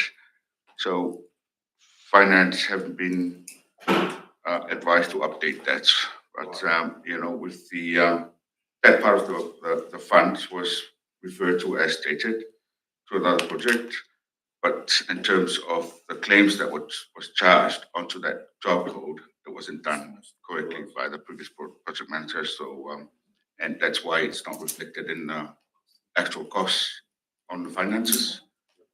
That's why it remains the same in that table.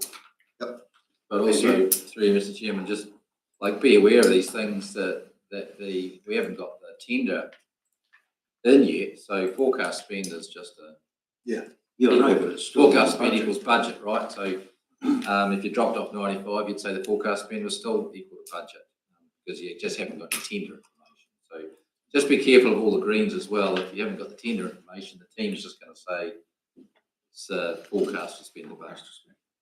Okay. Councillor Kennedy.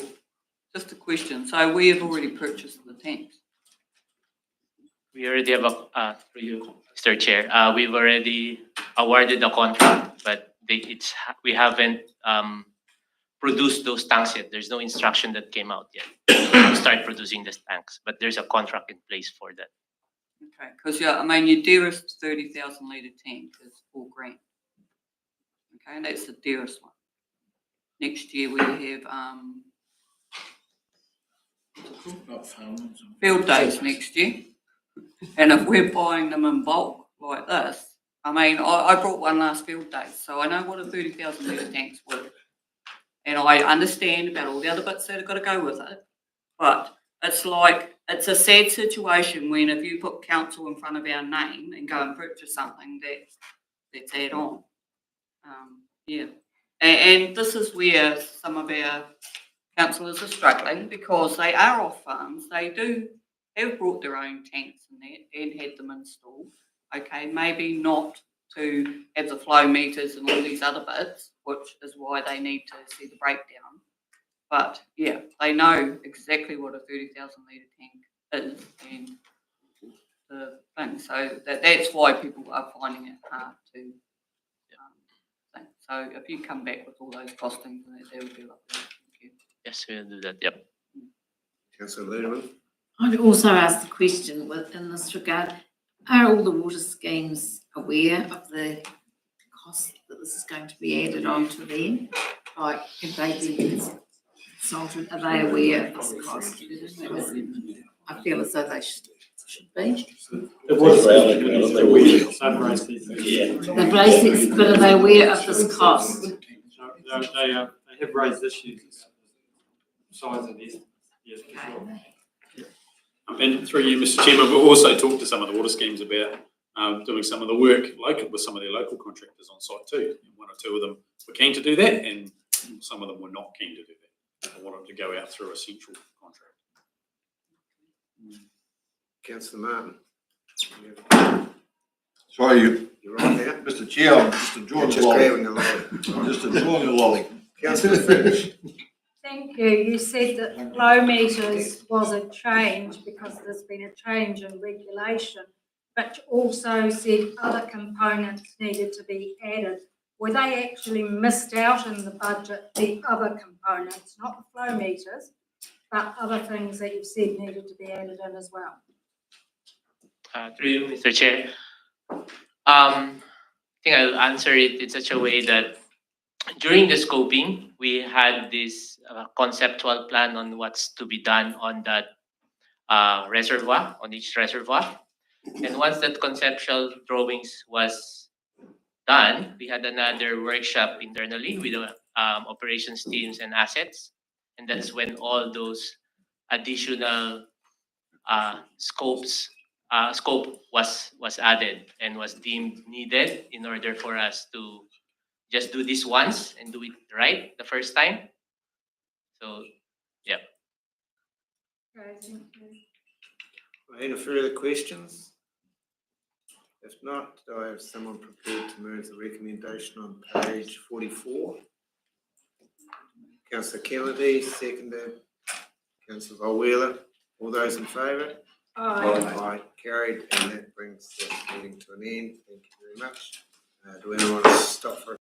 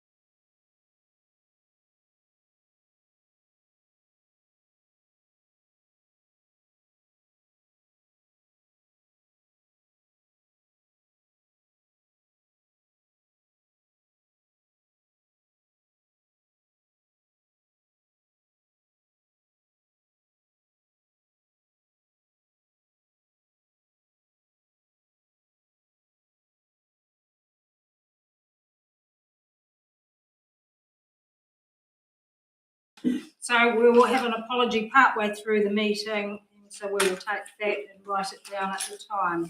Any declarations of interest? No public? Any deputations, late or urgent items? No, thank you. Then we will move on to item number 1, which is an item for decision, our place community plans, option for future updates. Welcome, Peter. Through you, Madam Chair, only one comment, apart from taking the paper as read, and apologies for the yellow highlight. I wanted this to be transparent. It became very transparent with the yellow highlight. Oh, good, thank you. Questions of Peter, please, on his report.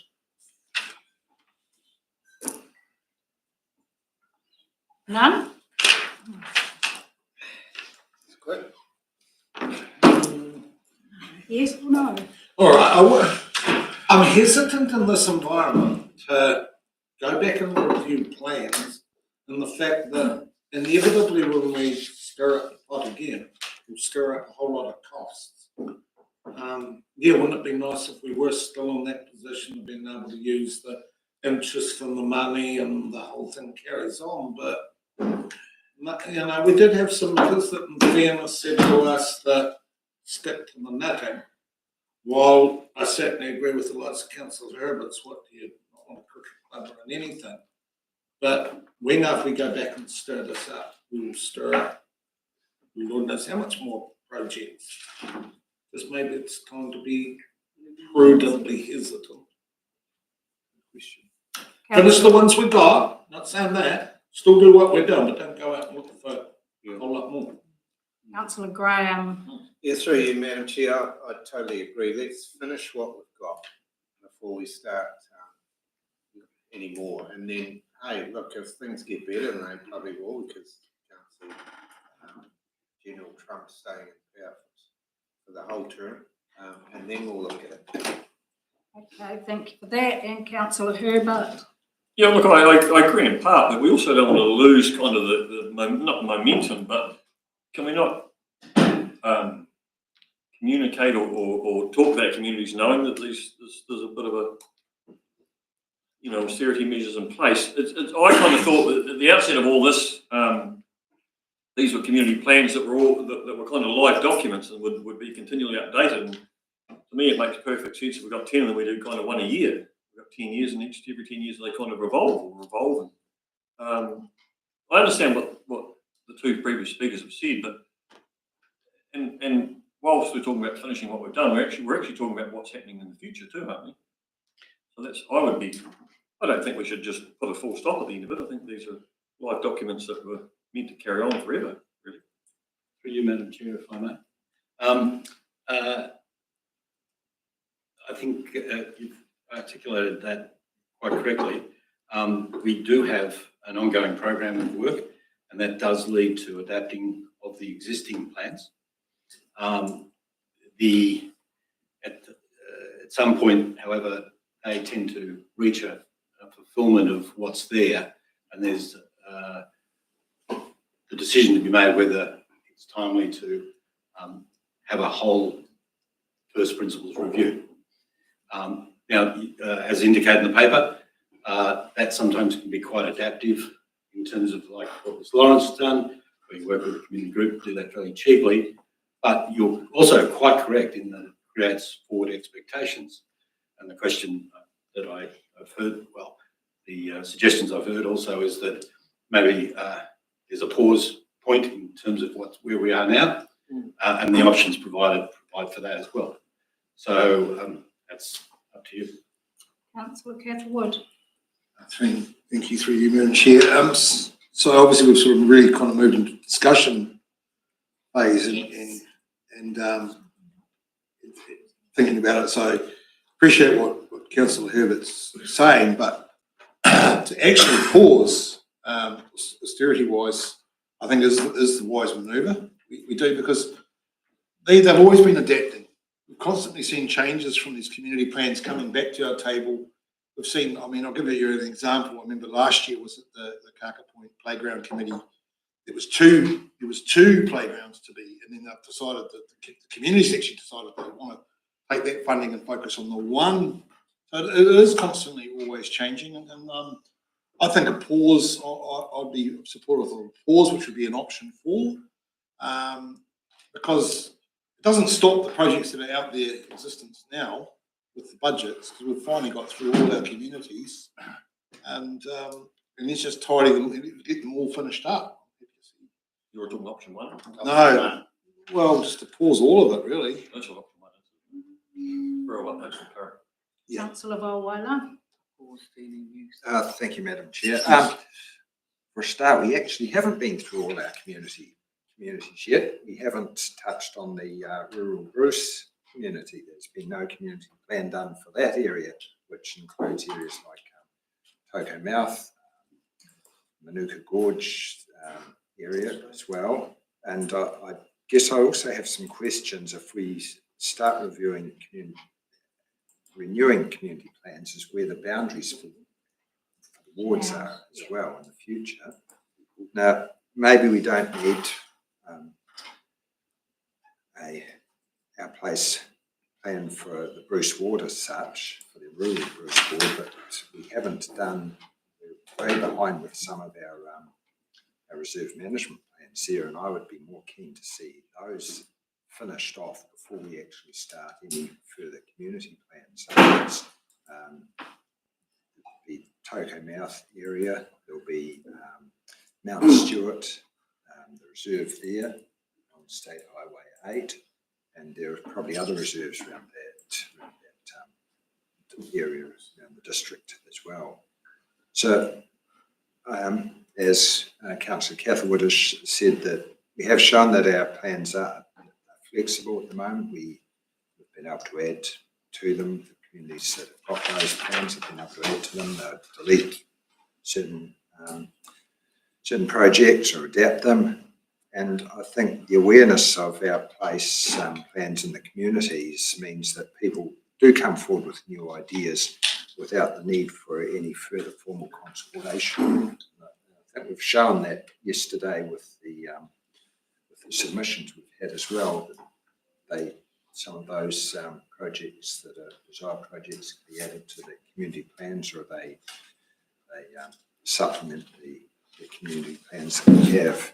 And the relationships we have with the community leaders in those areas and those community-led groups, I think they quickly show up any gaps or deficiencies we have in our community plans. So I'll probably be happy to pause community plans in the meantime, and but I think we do need to catch up on some reserve management plans that are well and truly out of date. Thank you. Mayor Cadogan. Oh, sorry, Madam Chair, just to pick up though, there's a difference, Councillor, between reserve management planning, which is which we talked about this morning, and that program of work, which absolutely by statute has to, and there are those things, and the community plan program. And I just can't recall, I don't think we've brought to you a decision or request for the area you're talking about in terms of North Bruce. We went as far as Tyree, according to turning to that. There might be other areas, and the question would be to bring back, is there a community plan approach, or is it sufficient to just address those through reserve management plan? I think those are decisions validly that we would need to bring to you for your decisions. So just making the point that the reserve management plan activity is happening anyway. They absolutely have to. The part of the program we talked about, that will happen. But there's an open sort of question as to what's after Tyree and Tyree Mouth, and is there other things we need to pick up in terms of the gaps in the community plan? Thank you for that. Yeah, that was the point that I just wanted to bring up, is the reserve management plan is an essential part, but totally different. The community plans is a baby. Quite a few of us have been covering for a while, and I wouldn't like to send out the signal that we're pausing, but we could probably take the sort of the mid-ground one, that we're not pausing. We're forcing our own hand and complicating it. At the moment, we're going to focus on completing the projects that we've got under the community plan. We're not out in search of any more at the moment. That would be a bad message, but we don't want to, after building the momentum, but that's the end of it. when and if we get to the ending, and it's not going to happen tomorrow or even this time next year, let's not force our hand into a situation we don't need. We know that we've got the community plans that are already set to go. And when we're getting well through these, it's time to bring this paper back and, hey, maybe Trump's unintended heart attack or something set us away again. Or who knows, and we're on the go again. But at the moment, let's just focus on the projects that we've got to go and not signal to our community that we're giving up on something that has been very successful, and pick this up and let's not force our hand. Forcing our hand into a position we don't need to be in at the moment. Councillor McAtamaney. Yeah, I was just going to come back in support of Councillor Herbert before. Yeah, I'm not quite so sure that I'm probably in the camp that we should probably just carry on with the review of these plans, noting that when things do come up, they're going to take several years to come to fruition, especially those big projects, as you've seen, the two big ones, Abruptly and Milton. And the world will either be a better place or it won't. And when it comes to deciding on whether to follow through with those plans and spend money, it all comes down to a budget at some point or another. So, yeah, I'm probably in agreement. Just keep the cycle going. Thank you, Councillor Ludeman. Yeah, I'm in agreement with Councillor McAtamaney and Herbert. These airplace projects have been great for our district.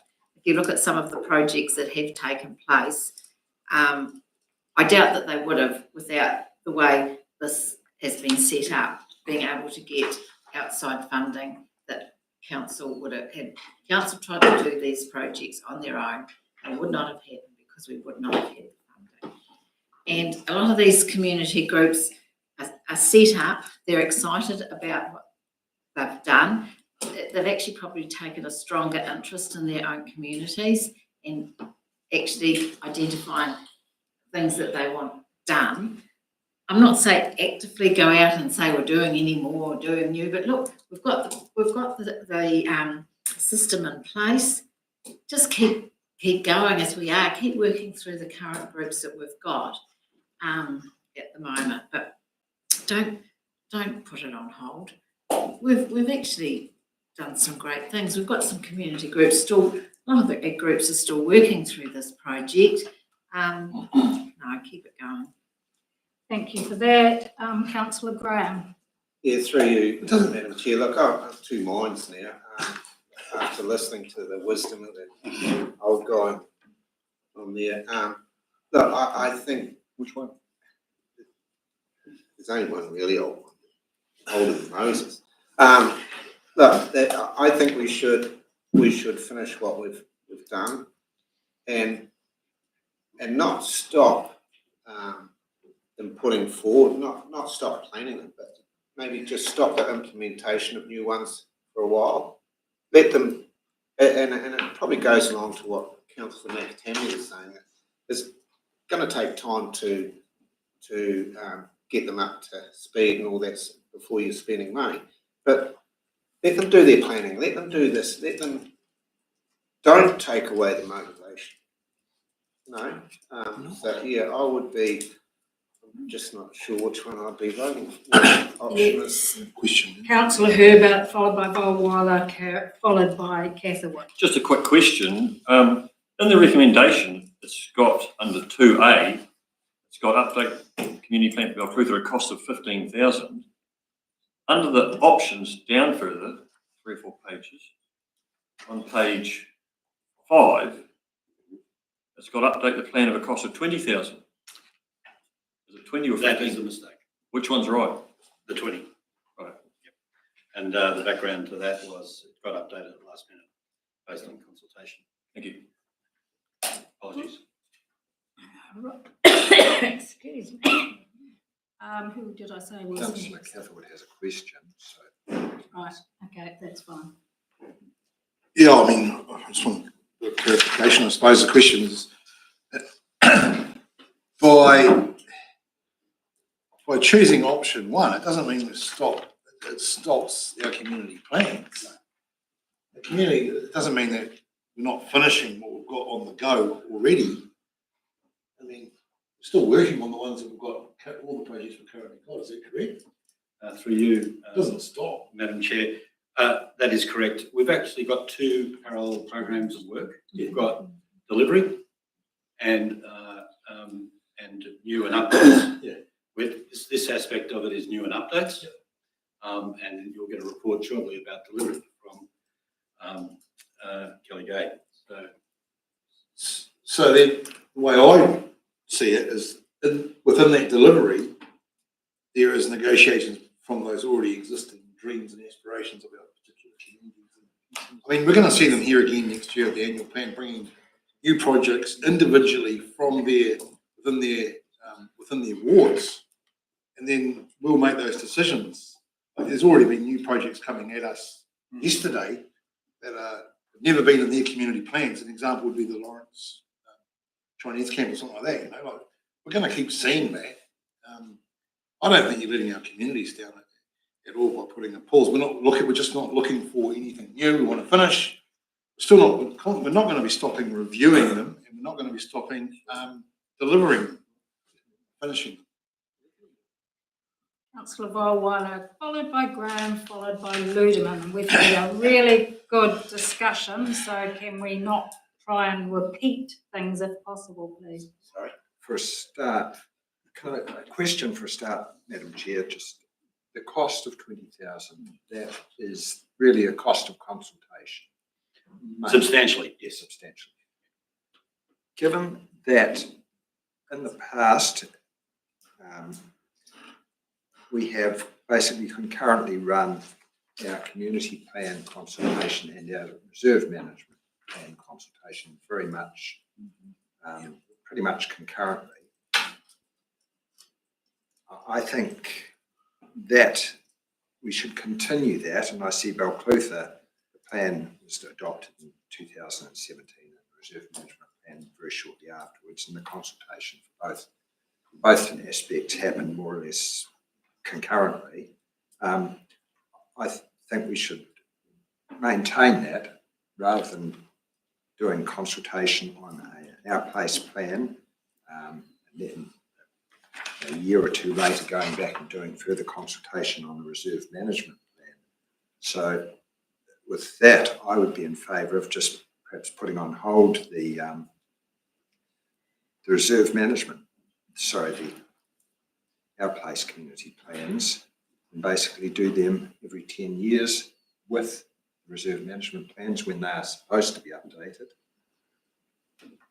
which some of them certainly haven't been, probably 15 years or more out of date, 20 years or more out of date actually. And so I think we do the two together, and presumably that saves both staff time and money, and also doesn't the communities sort of hit just once with the consultation, and then they really often struggle to see the difference between reserve management plans and our place community plans. So I'd be in favour of just pausing in the meantime and going back to Balclutha, so we renew it in 2027. And similarly, as you see the dates down there on page 6, the various communities. Thank you for that, Councillor Ludeman. I might go back to the fact that I'm keen for these community plans to continue. And why do we have to go out for consultation? Really, these groups, I think, were pretty much all doing it themselves around the district. I don't understand why we're actually going out for consultation. I feel as though the groups have got up and going in each of the districts. In most cases, I don't really see what we're going to achieve by going out for consultation, but I might be wrong. So that's just my... Through you, Madam Chair, your point is quite correct. The key thing about the quantum was, the amount of money was it's an up to, and it depends on how far you want to go. As indicated, there are cheaper ways of doing things. Lawrence was the example, where you can do things much more effectively by basically targeting key leaders in the community who act on behalf of the community. At a 10-year cycle, the question of for council is whether it thinks there's value in a broader engagement or not, and that's a decision. And certainly, those sort of decisions often are made in terms of how much money you've got, and we don't have a lot of money. So, we'd be guided by you on that one. But Madam Chair, I think you also have to remember that Balclutha wasn't a good example of established community groups that we were able to consult with originally in terms of getting, a broad engagement with the population, right? And as opposed to Lawrence and smaller groups, you've got those easier people to work with. Balclutha, we were talking about, originally it was out to businesses and cafes and all this sort of thing when we first started it. So I think that's why there's a different cost versus Lawrence in terms of that side of it. I mean, if you simply wanted to say, oh, we'll review it and we're just going to give the public a drop-in session to have their say, you can drop the cost right down. It's just the nature of where you're wanting to go. That's, I think, And I'd be happy to do something like that, to be clear. Councillor Graham, followed by. Madam Chair, I just want to sort of question Councillor Catherwood's sort of points that option 1 clearly states that it focuses on austerity at the expense of maintaining momentum. The expense of maintaining momentum. So, are we just going to cut it off and, hey, come on, we'll try and get you all motivated in 10 years' time when things come right? Sorry, I definitely won't be supporting option 1. Thank you for that. Mayor Cadogan. Thank you. I've been trying to really think where we are with this, because the reserve management plan is a statutory obligation, and yet these community plans, and let's forget, it's unique, it's us. As far as I know, we're the only ones that have really done it in this format. So I wouldn't like to see a blurring of the lines. And when I look back at the Balclutha and the Miltons, and in fairness, as we went around the district, and it did evolve and probably got refined, but there is a common theme and a fair theme in a lot of ways that by crikey, Balclutha got a good whack, got a good suck of what was going. No, I just pulled that up on time. But Balclutha did get a good go. It's ginky in the fact that the number 1 request for the community plan in Balclutha, not a penny's been spent on it, was the walkway around. But that aside, if we had to do it, if we had to go back and review, and if you look at what we've done with Topoma, many millions, the Nash Park and the like, if there's one township or there's one community that we didn't get it right, it was Milton. They had to go back and have another whack at it, it'd be Milton. I think that Balclutha Township did extraordinarily well out of the community plan. In fact, to date, they've done cycle track. Well, they've done as well as anyone else anyway. So I'm hesitant all over the place, and I just think that we're creating an issue for no problem, because it will just go under its own momentum. But the momentum for Balclutha would probably brass 90% of the district off. Councillor Volweiler, followed by Catherwood, and then we have to look to bringing this in to make some decisions, I think. Well, I was just going to get one out of the way and move that recommendation 1 that the committee receives. Somebody prepared to second that? Councillor Volweiler, recommendation 1. That we receive the report. And followed by Councillor Herbert, seconded it. Any further discussion on that one? No, I'll put the motion. All those in favour? Aye. Those opposed? That is carried. Thank you. That's that. You had no further discussion, Councillor Volweiler? No, not present. Councillor Catherwood. Oh, through you, Madam Chair, it's just answering Mr. Councillor Graham's comment there. He actually looks at page number 7. So after we finish this, you'll actually see that it's a community projects update report, which will continue to be happening around this table. Which item are we on now? We're on item number 1. Yeah. So if you actually move to item number 2, you'd notice that would actually continue in the future.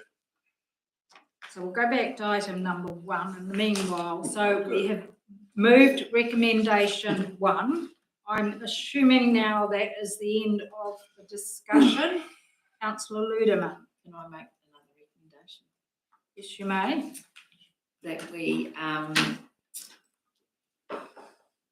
do an update of, I guess if we have to start at, I mean, do we start at the beginning? I'm happy for the community plans to be updated on a regular basis. So whether that's there's one annually be looked at or something, but I'd be happy to that they be looked at on an, however you want to word it, annual basis, but not at a high cost. So I can't see how you can't have consultation within your community, whether it be a pop-in for one day or something that doesn't require a huge cost. Yes, so you're not looking at as a option of the $20,000 there. But if you, I mean, we've been going, I guess, nearly 10 years, so perhaps if you're going to review one each year or something like that, but perhaps set a plan up, because it'd be a shame to see these go. I think it's been very worthwhile. Right, so you're having that as number 2, that we do an update on the regulatory, on the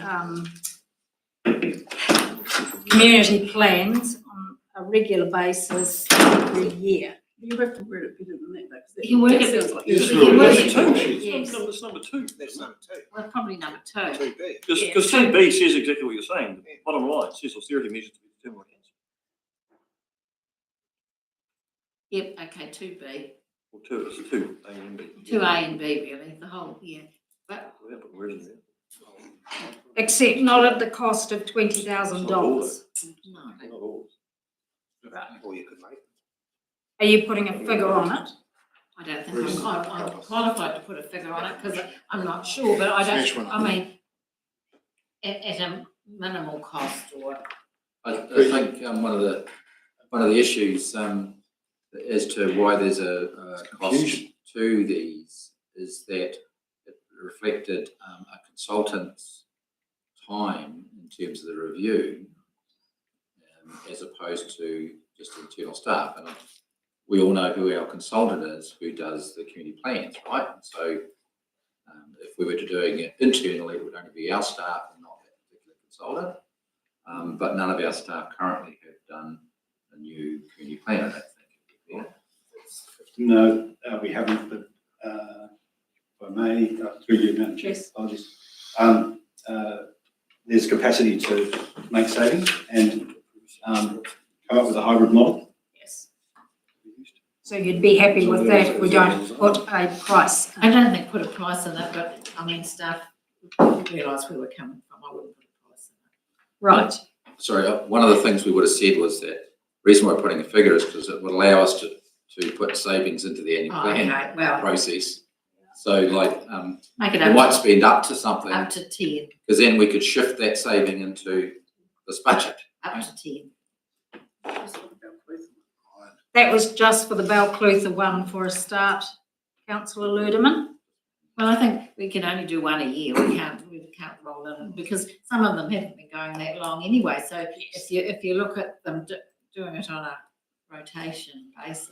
So B is the forward program for the subsequent reviews to be determined by council anyway.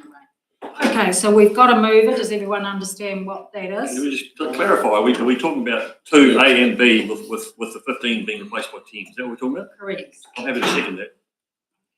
You got it there fast. Further discussion, Mayor Cadogan. Yeah, I want to make an amendment, but first I want to make a statement. Firstly, if we look at, let's call it the less sophisticated for one, when we first did Balclutha, it was in-house from memory.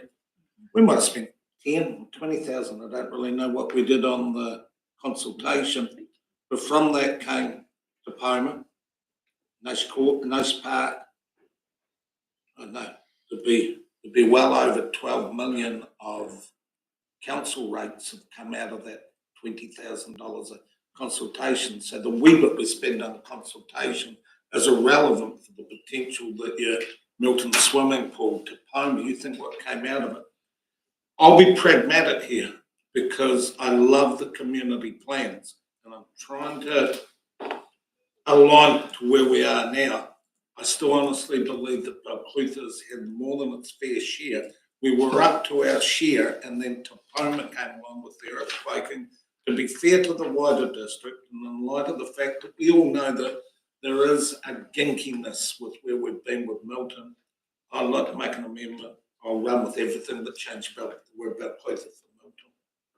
Do we have a seconder for that before we go into further discussion for that, please? What about not having a town there?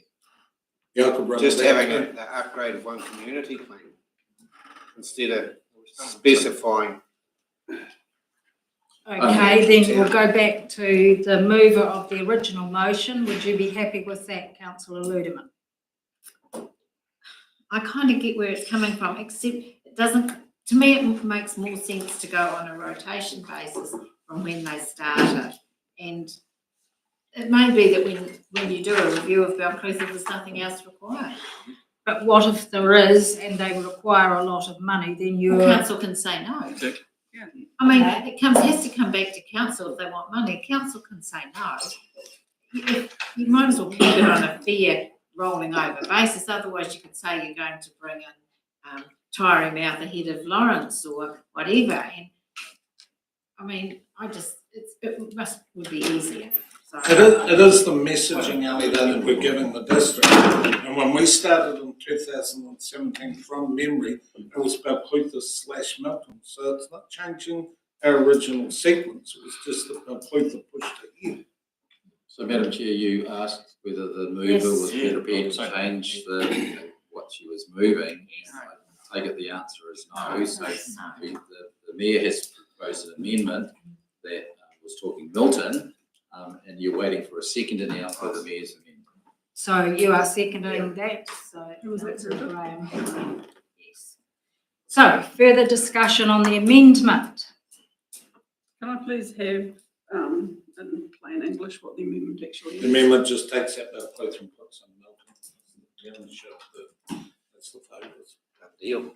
No further discussion on that. Councillor Mulwala. Yeah, look, I think we should basically retain the order. We started this and carry it on. I'm not going to vote in support of the amendment, despite being from that Milton community. We've got a lot happening in Milton, going to have a lot happening in Milton very shortly anyway, and I think we want to get that out of the way before we start talking about another community plan for Milton. Some big things to deal with. Right, no further discussion on that, so we will put the vote for the amendment to take out Balclutha and insert Milton, and that was moved by the Mayor and seconded by Councillor Graham. Are we all clear on what we're voting on? Yep. So we'll put the amendment. All those in favour, please raise your hands.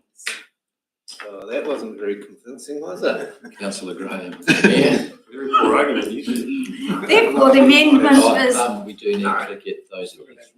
Yeah, we've got that. Oh, sorry, I didn't get those against. The against.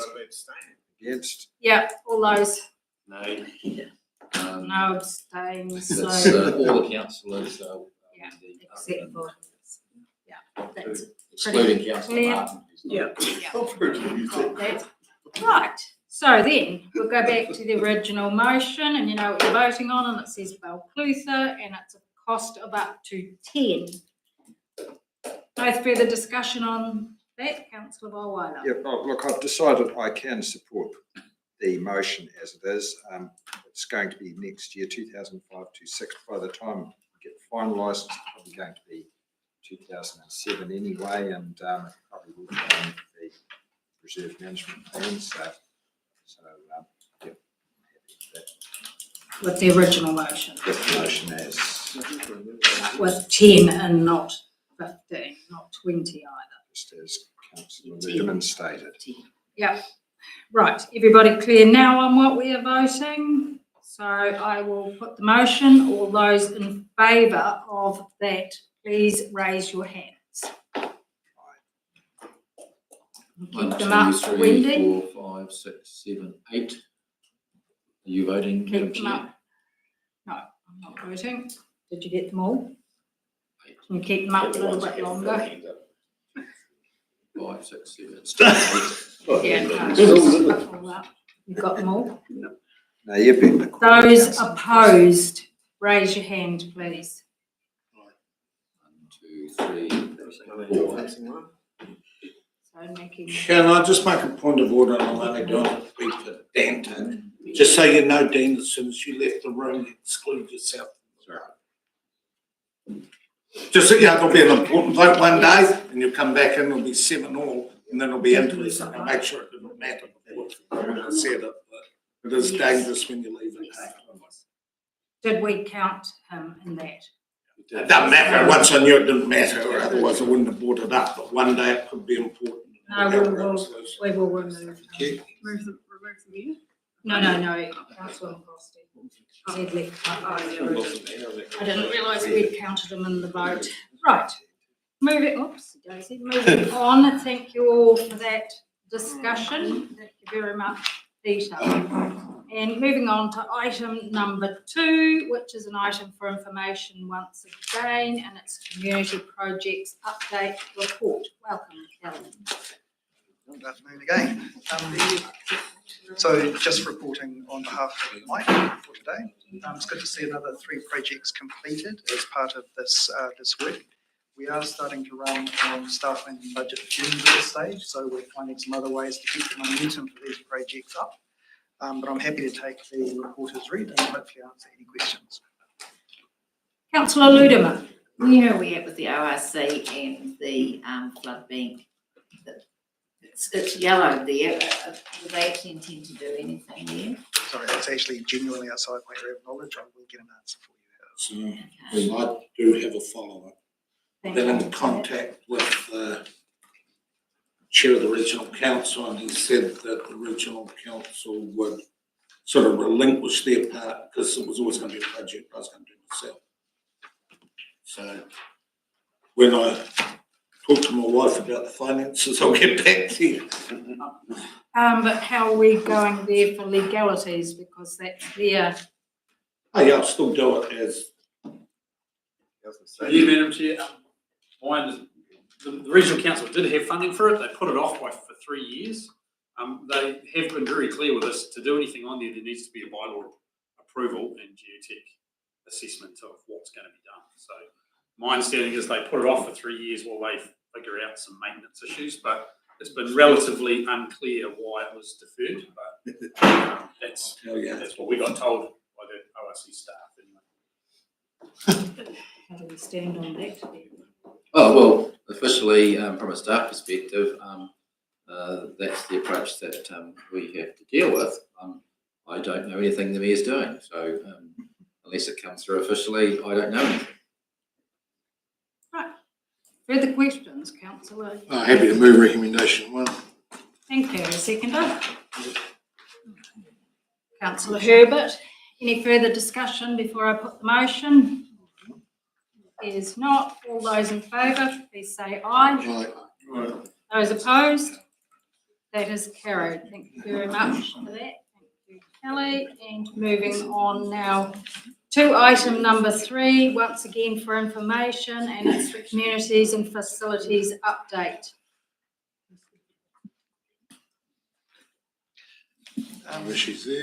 So I think we can say that the communities team is making some pretty steady progress on a number of these projects. As always, just a couple of things to talk about. Firstly, the Milton Pool. About this time last year, I stood in front of you and said I have deep concerns about the Milton Pool. It got through another season. We're thrilled. We are still babying it along. We are patching it, but it has actually acted pretty well this year, so we're pretty happy with that. The pool is now closed for the season. Camping grounds, we now have actual data being generated by our new digital system. It didn't arrive in time for me to present it today, but I will bring that to our next meeting. We introduced the new Pathways Breakfast. This was a really cool initiative that talked with employers and with teachers about work readiness for youth and put them into a room and force them to talk about those things together, hopefully to take that back into the schools and explore new careers with young people that they may not have thought about or are not traditionally promoted by schools. I had a really neat conversation with the Clutha Valley Community Hall Committee several weeks ago. I am again struck by how willing community people are to put in real time to these projects, and it was lovely to meet with them. There was a level of frustration that they keep getting asked this question, and we discussed that. They've asked us to do some work around earthquake strengthening before they are prepared to consider taking on that hall, but I think it will generate effectively a conditions of acceptance of taking up that hall as a result. That earthquake work is currently underway, and we'll go back to them with that when that's ready. We had some really good feedback with regards to constitutional workshops. The original act is 1908. It's a little out of date, and it was changed a couple of years ago. There was a grace period for organisations to update, and Lily's been doing workshops with those groups, and that's been really nice to see. She's also hoping to introduce a Hapai card. There's some details inside of that, and again, that would be a project in collaboration with our libraries teams. To introduce effectively a card for those who have disabilities, so that rather than having to debate it every single time, they can simply show that card and staff know what that means and what their needs might be. Finally, and I'm actually really excited about this, it's a weird thing to be excited about, but batteries are a dreadful blight in our landfills. They are a major contributor to heavy metals, a bunch of other things. Scott has been working to find a genuine recycling model for the district. The one that we've sort of focused on is one that's been adopted by Wellington as the first in New Zealand. If we get a bit of a shake on here, we could be the second district in the entire country to adopt a battery system before it becomes legislatively required. So we're just in the final phases of that now, and I might invite Scott to come and enthuse at you at some stage about batteries and why this is a fantastic thing for the district. Anyway, happy to take the rest of the report as read, and yeah, hopefully I'll answer some questions. That would be great, thank you. Starting with any questions? Mika Dogan. Kelly, it must be about 9 years ago we put that skin on the Minton swimming pool. From memory, it had a 3-year guarantee or a 3-year life expectancy. We're really running the gauntlet. Are you aware of any other product? I don't intend to spend, but I hope we don't have to spend another skin. That is the resin coating that would increase the chances of it lasting another 2 years, or is there something that we could do cheaply and practically to up the chances that we don't get caught out? Because we must be right at the end of life expectancy. I think there are two different issues here. One is the structure itself of the pool. Yep, is not doing so well. So it doesn't matter what you put inside it. If that actually physically moves further, that will be the end of it. Our bigger problem is actually the plant. So this is the stuff that moves water around, that it filters that water, make sure it's clean. That is our bigger problem. So if we were going to spend money, we are talking, when we did this in Balclutha, about $250,000. So we really need this plant to last, and we really are babying it to get it through another season. Right. Okay, we checked. That's all. Thank you for that. I have a question on the bottom of Lily's report on page 36. It had a recommendation is at the top of this report. And there's not. Councillor Graham. Through you, Madam Chair, back to the used batteries thing. Are you quite excited? Well, I'm quite positive and negative about it.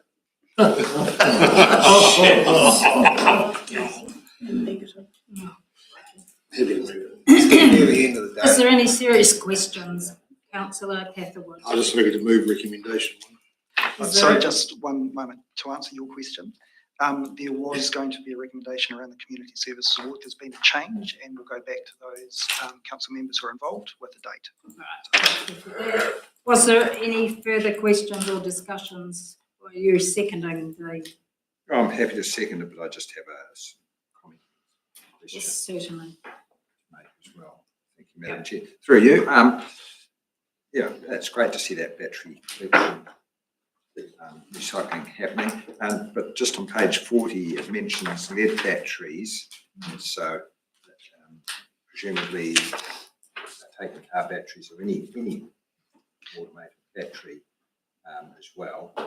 Just at the So no, lead acid, I believe, have to be still moved to the recycling centre at Mount Cooley. Yeah. Yes. What we're seeing is a real rise in the number of small batteries included in things like vapes. And actually they're the ones that are high risk because they are only designed for short use. They're the ones that are causing fires in trucks and those sorts of things. So we haven't, the other thing is these bins are not terribly big. And we don't really want people carrying car batteries into the libraries.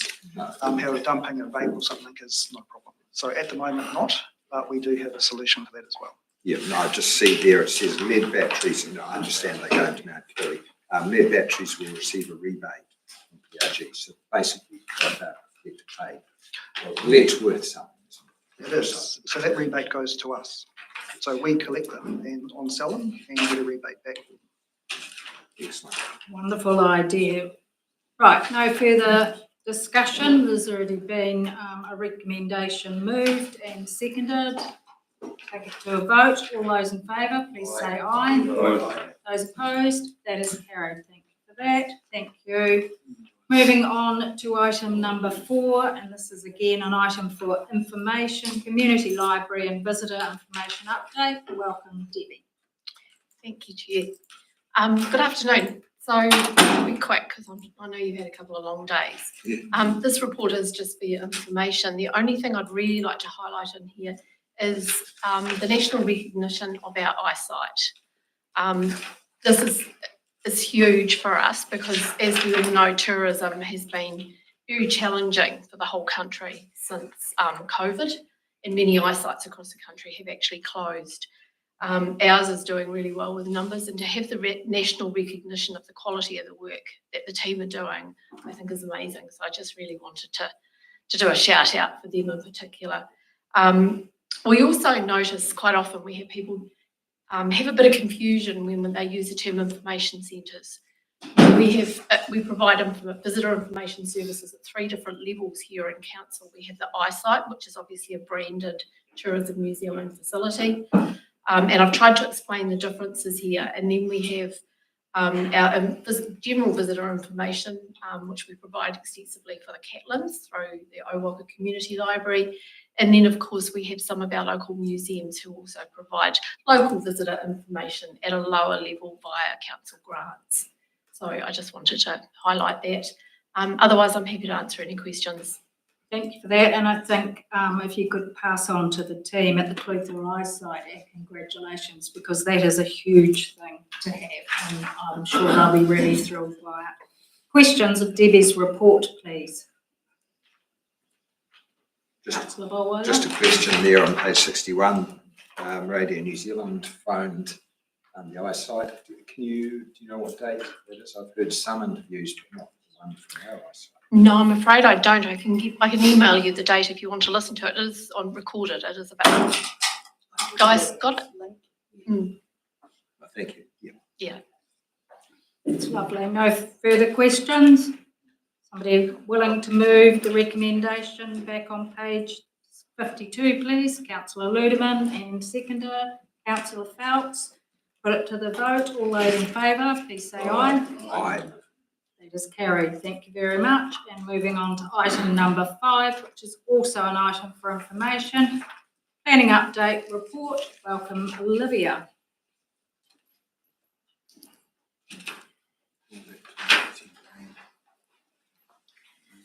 Kia ora. There's 4 key points I'd like to point out for the report. First of all, the planning team continue their 100% for their stats. We're 2 months away from having a second year in a row for 100% for our resource consents. So we're really determined not to drop the ball at this stage. So we'll see how we go in 2 months' time. As well, we've included our Clutha Stars report, where we've also improved from our last percentage.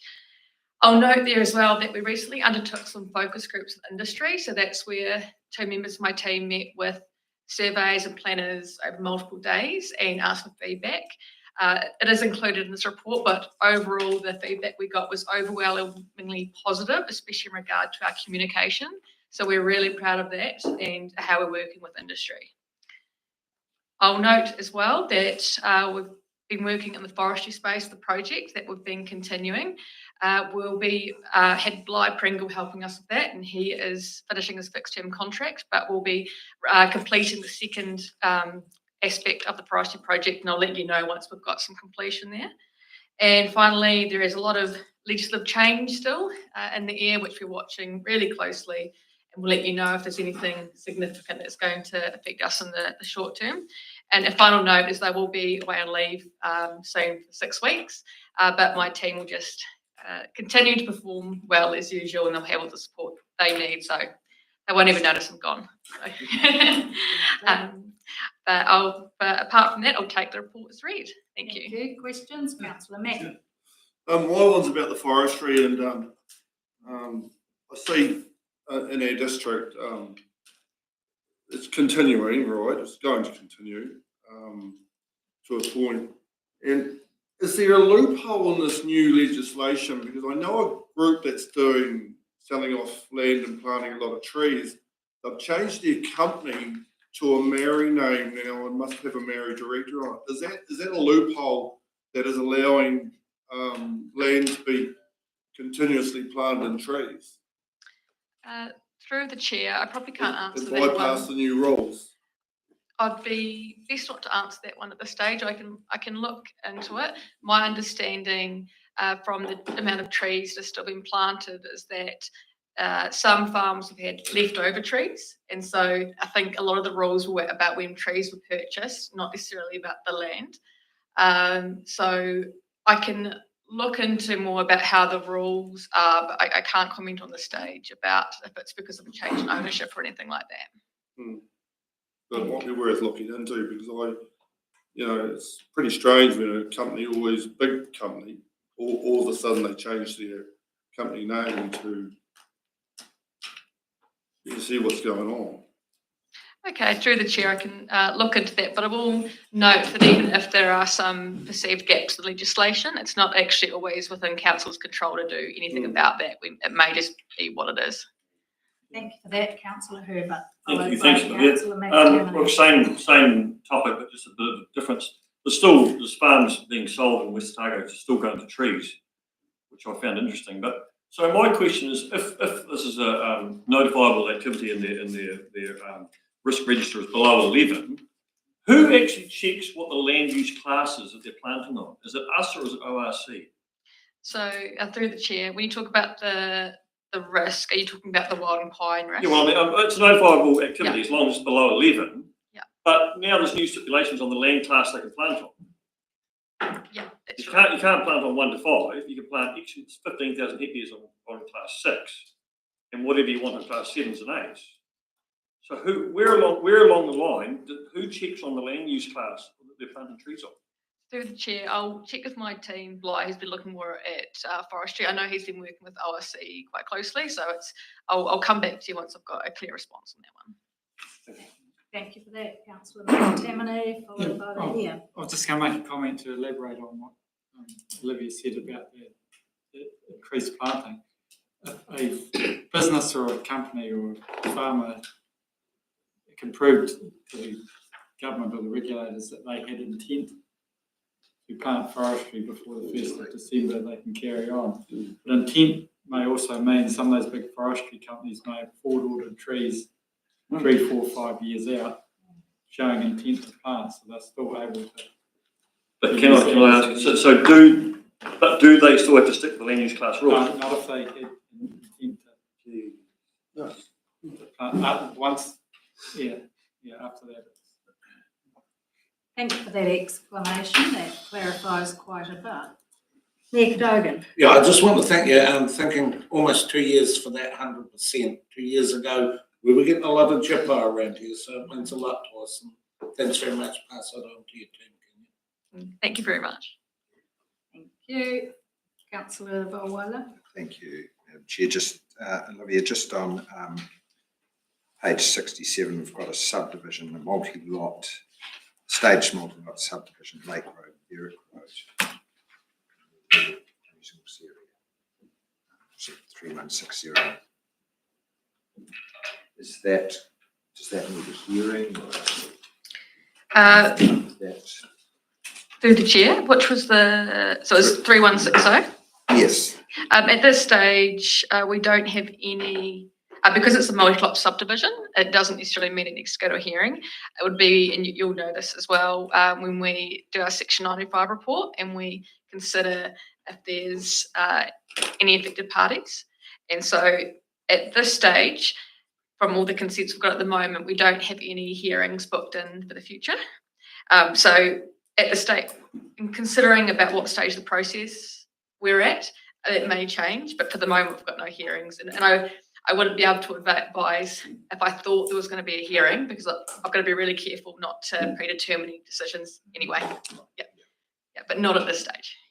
Just to realise what there was a hearing for a larger subdivision, that area.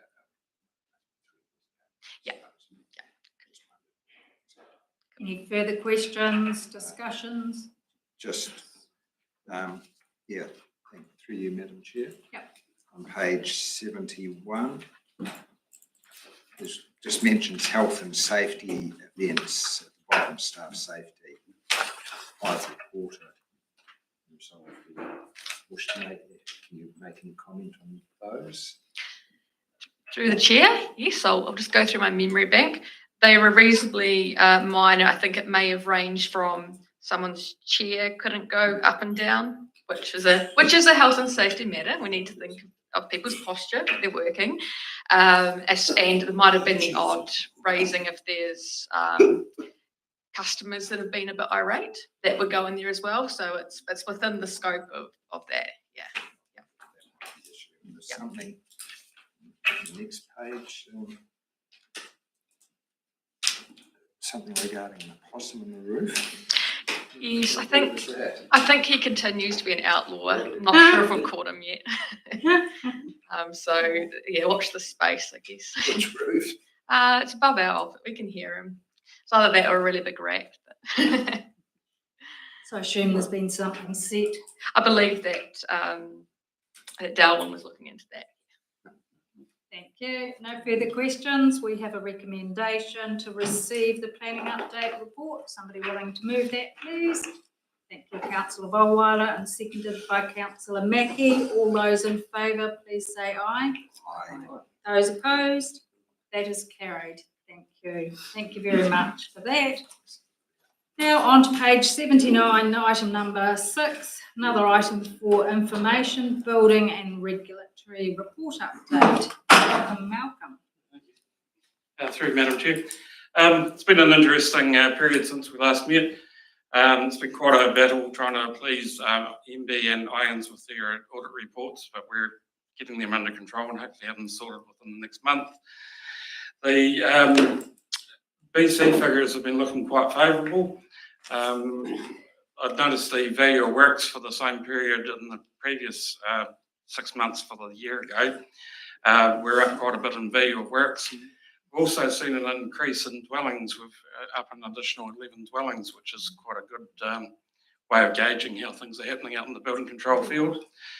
Just had a quick look at the reports before I came here, and the flavour so far for the last month appears to be farm buildings and outbuildings increasing, so that's good to see money being spent in that area. Last time I was here, I was quite proud to say that animal control had achieved 99% in registrations. I see it's dropped to 98%. That's because they've been out finding unregistered dogs. It's a good thing. Well, it is, but it's not good for stats when you look at it that way. But apart from that, any questions, I suppose? Any questions of Malcolm's report, please? Everyone's very happy. Somebody willing to move the recommendation? Councillor Ludeman, and we'll have a seconder for that. Thank you, Councillor Catherwood. No further discussion. I will put that motion. All those in favour, please say aye. Those opposed? That is carried. Thank you. And that brings this meeting to a close. Thank you very much for your